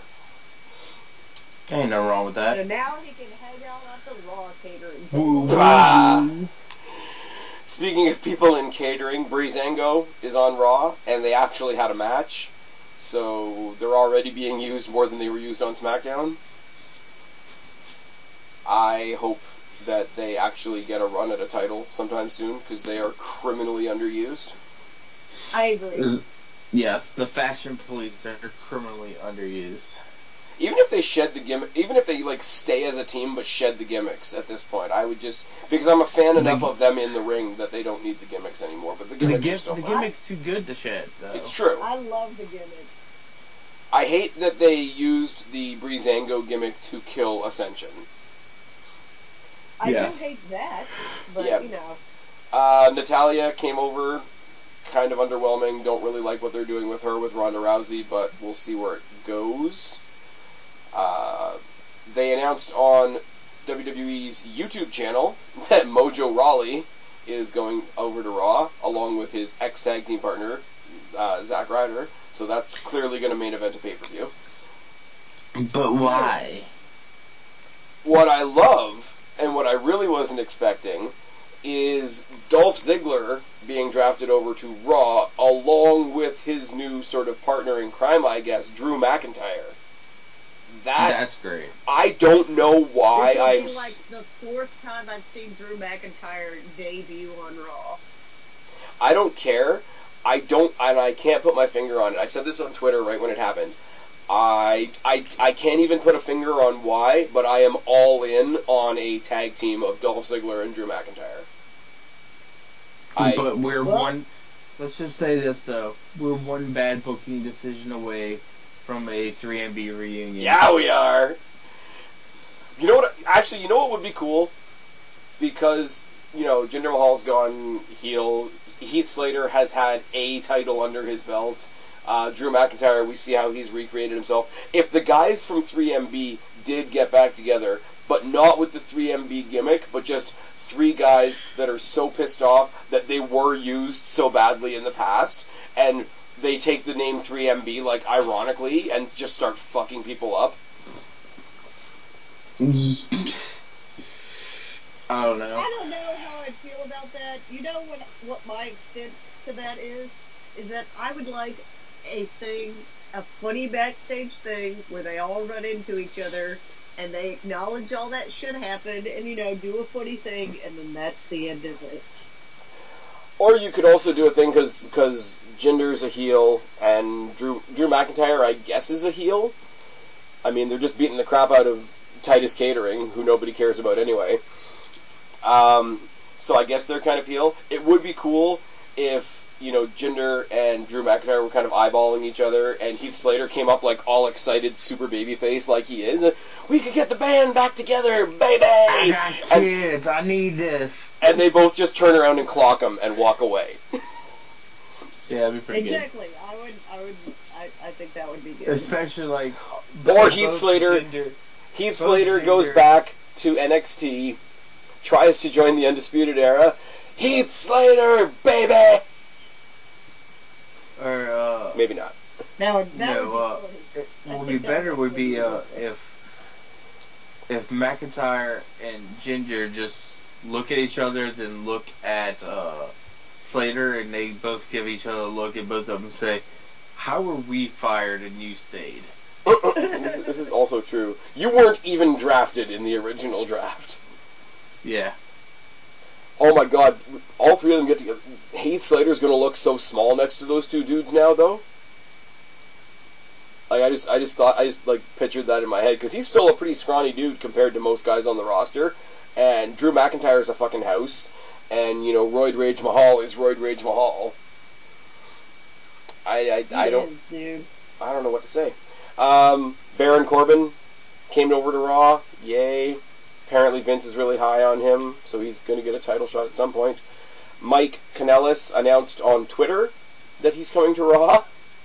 I thought he was already on Raw. No, he was SmackDown. He was? He was SmackDown. Because I literally looked at that and I'm like, why would he announce that he's already on the show he was on? WWE's Instagram page announced that the Ascension are coming over to Raw. So that could be a thing. They're still employed? If they get repackaged a little bit, I could see like a Monsters versus Monsters, like Ascension versus Authors of Pain. I mean, they'd lose. They would have to actually repackage them, though. Bobby Roode came over to Raw, and that was announced. I think that's what Bobby Roode needed. Yeah. I think he needed. But he's still babyface, though, so there's that. He could turn heel. He could turn heel. He was on a 10-man tag match with the other Bobby. Well, yeah. No. And the last announcement on WWE's Twitter handle, Chad Gable, by himself, has been drafted to Raw. So Shelton Benjamin immediately turned heel on SmackDown and called out a bunch of people and had a semi-decent... It was awkward because he called out, he wants some competition. Paige, hey, I want some competition, whatever.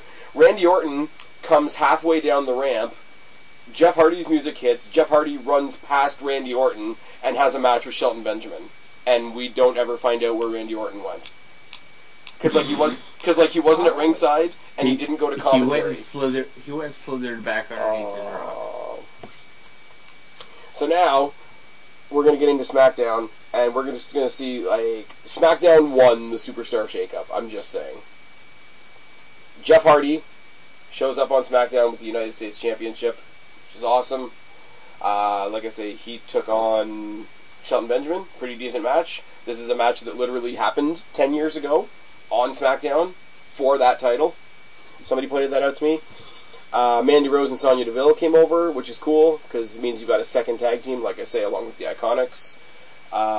Samoa Joe, which is interesting, because he came to SmackDown and cut a promo about how he's going to beat Roman Reigns, who's a Raw guy. Sanity. Question. Sorry, yeah, go. Hang on, I have a question. I forget what his name. Jason Jordan. Yes. Does anybody know if he's coming back soon? He's still on Raw. He's injured. They said when he got injured, they said he was going to be out 9 months. Okay. I was about to say, are we reforming American Alpha?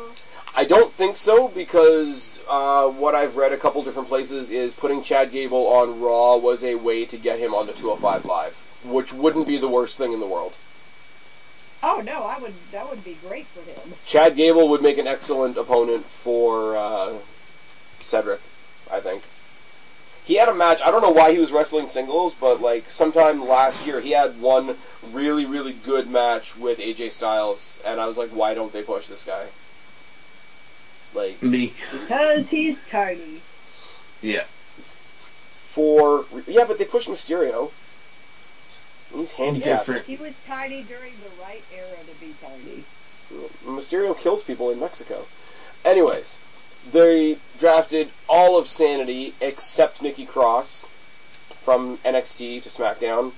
Speaking of 205 Live, by the way, no actual drafts were made on 205 Live, which is kind of a bummer. Because I thought they were going to call up Leo Rush.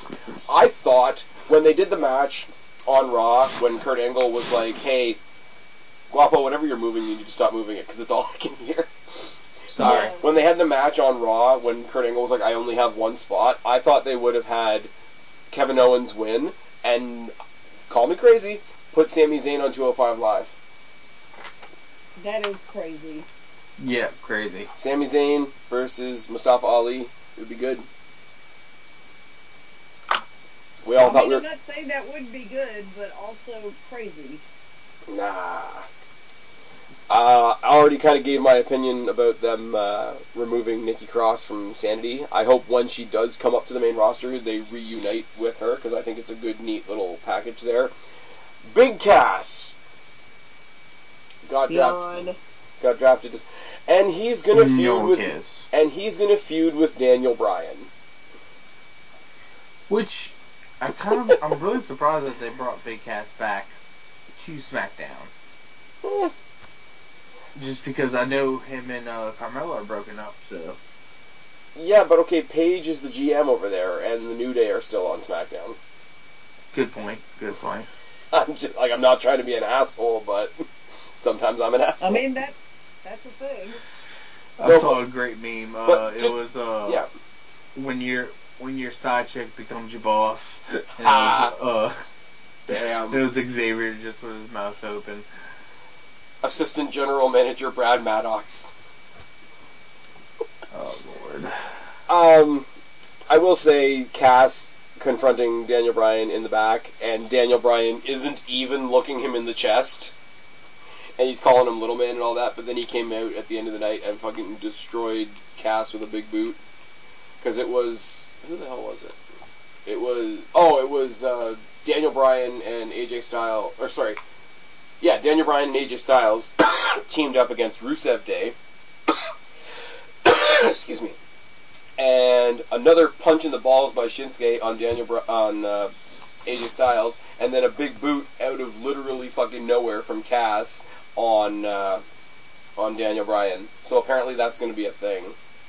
Apparently he's not going to be Big Cass very much longer. Apparently WWE actually filed a trademark on the name Colin Cassidy, so he might go back to being Colin Cassidy. Because Big Cass isn't a name, it's a nickname, so there's that. Asuka, which was kind of underwhelming, because I kind of sort of felt like she was already on SmackDown. Yeah. Because of the whole attempted, I'm making a run at Charlotte, so to be going for that title, I need to be on that show. The Club is on there.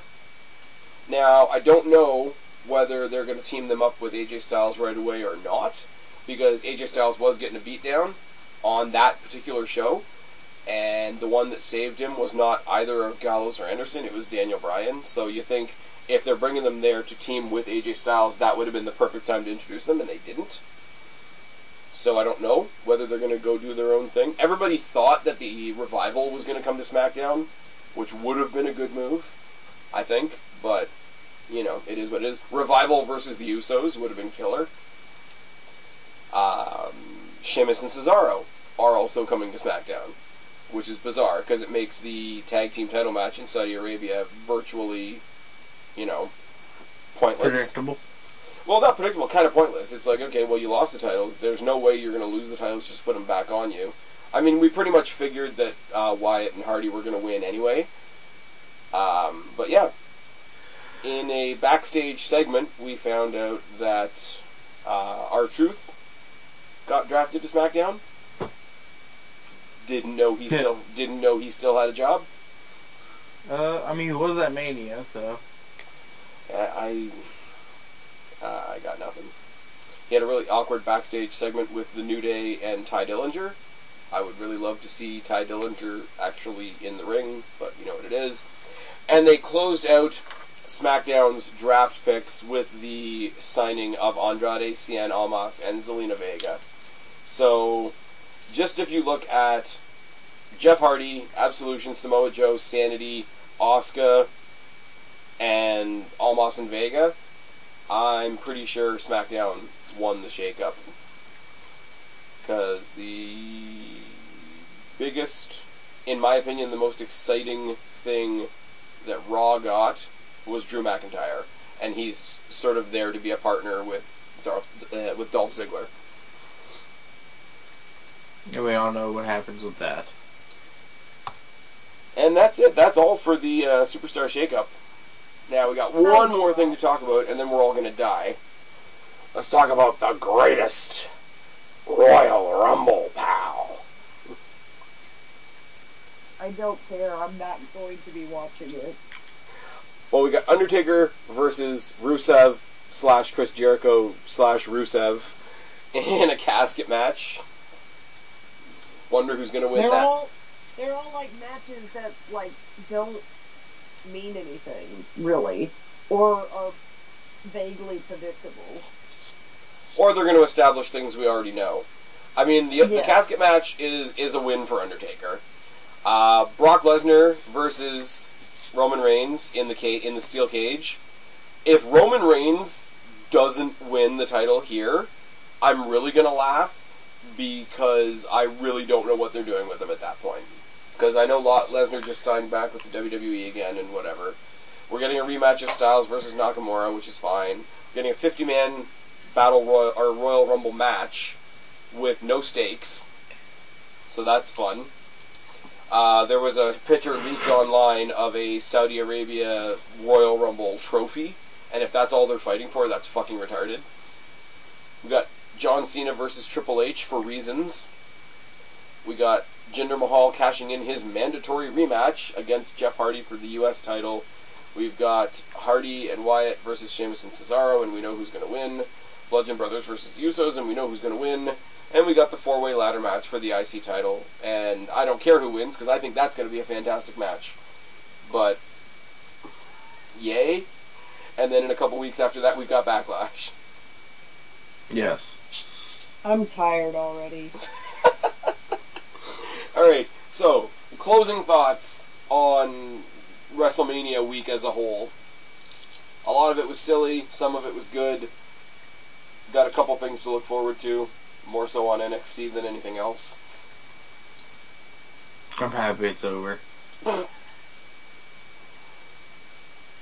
I'm happy it's over too. Are you guys happy this video is over? Maybe. Would you be offended if I said yes? No, we covered a lot in one video. Which is probably good. Because I thought this was going to be short. It's not. It wasn't. It was not short, Spaz. We started at 9. It's midnight. So, this is the WrestleMania of podcasts. It was. Anyways, that's it. That's it. I've talked to you guys. We've got a couple other topical videos coming up, but they won't be for weeks and weeks on end or whatever. We will be back here to do a preview video for Backlash, because we'll have a couple more stories a little bit clearer by then. Guapo, tell them where to find you, buddy. Find me on Twitter, _Guapo_504 on Twitter. And also in the channels that Kristen will tell you about now. You can find Guapo and I on Monoxide 1, 2, 2, 3, 3, 4, 4. There. We're gonna start doing we're talking about doing a couple new things for the show. So that'll be fun and exciting. You can find me in particular on Twitter at BlackCatFeline. especially where I, tweet passive aggressively during NXT shows.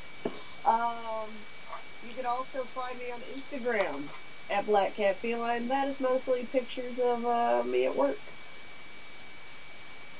Alright, and you guys know where to find me, or you wouldn't be here. I've been Spaz, he's been Guapo, she's been Kristen. We are your YWC Reality Check. Subscribe up there, talk down there, start a conversation. Keep all of these conversations going. Don't be a stranger. I'll talk to each and every last one of you later. But for right now, myself, Guapo, and Kristen are tagging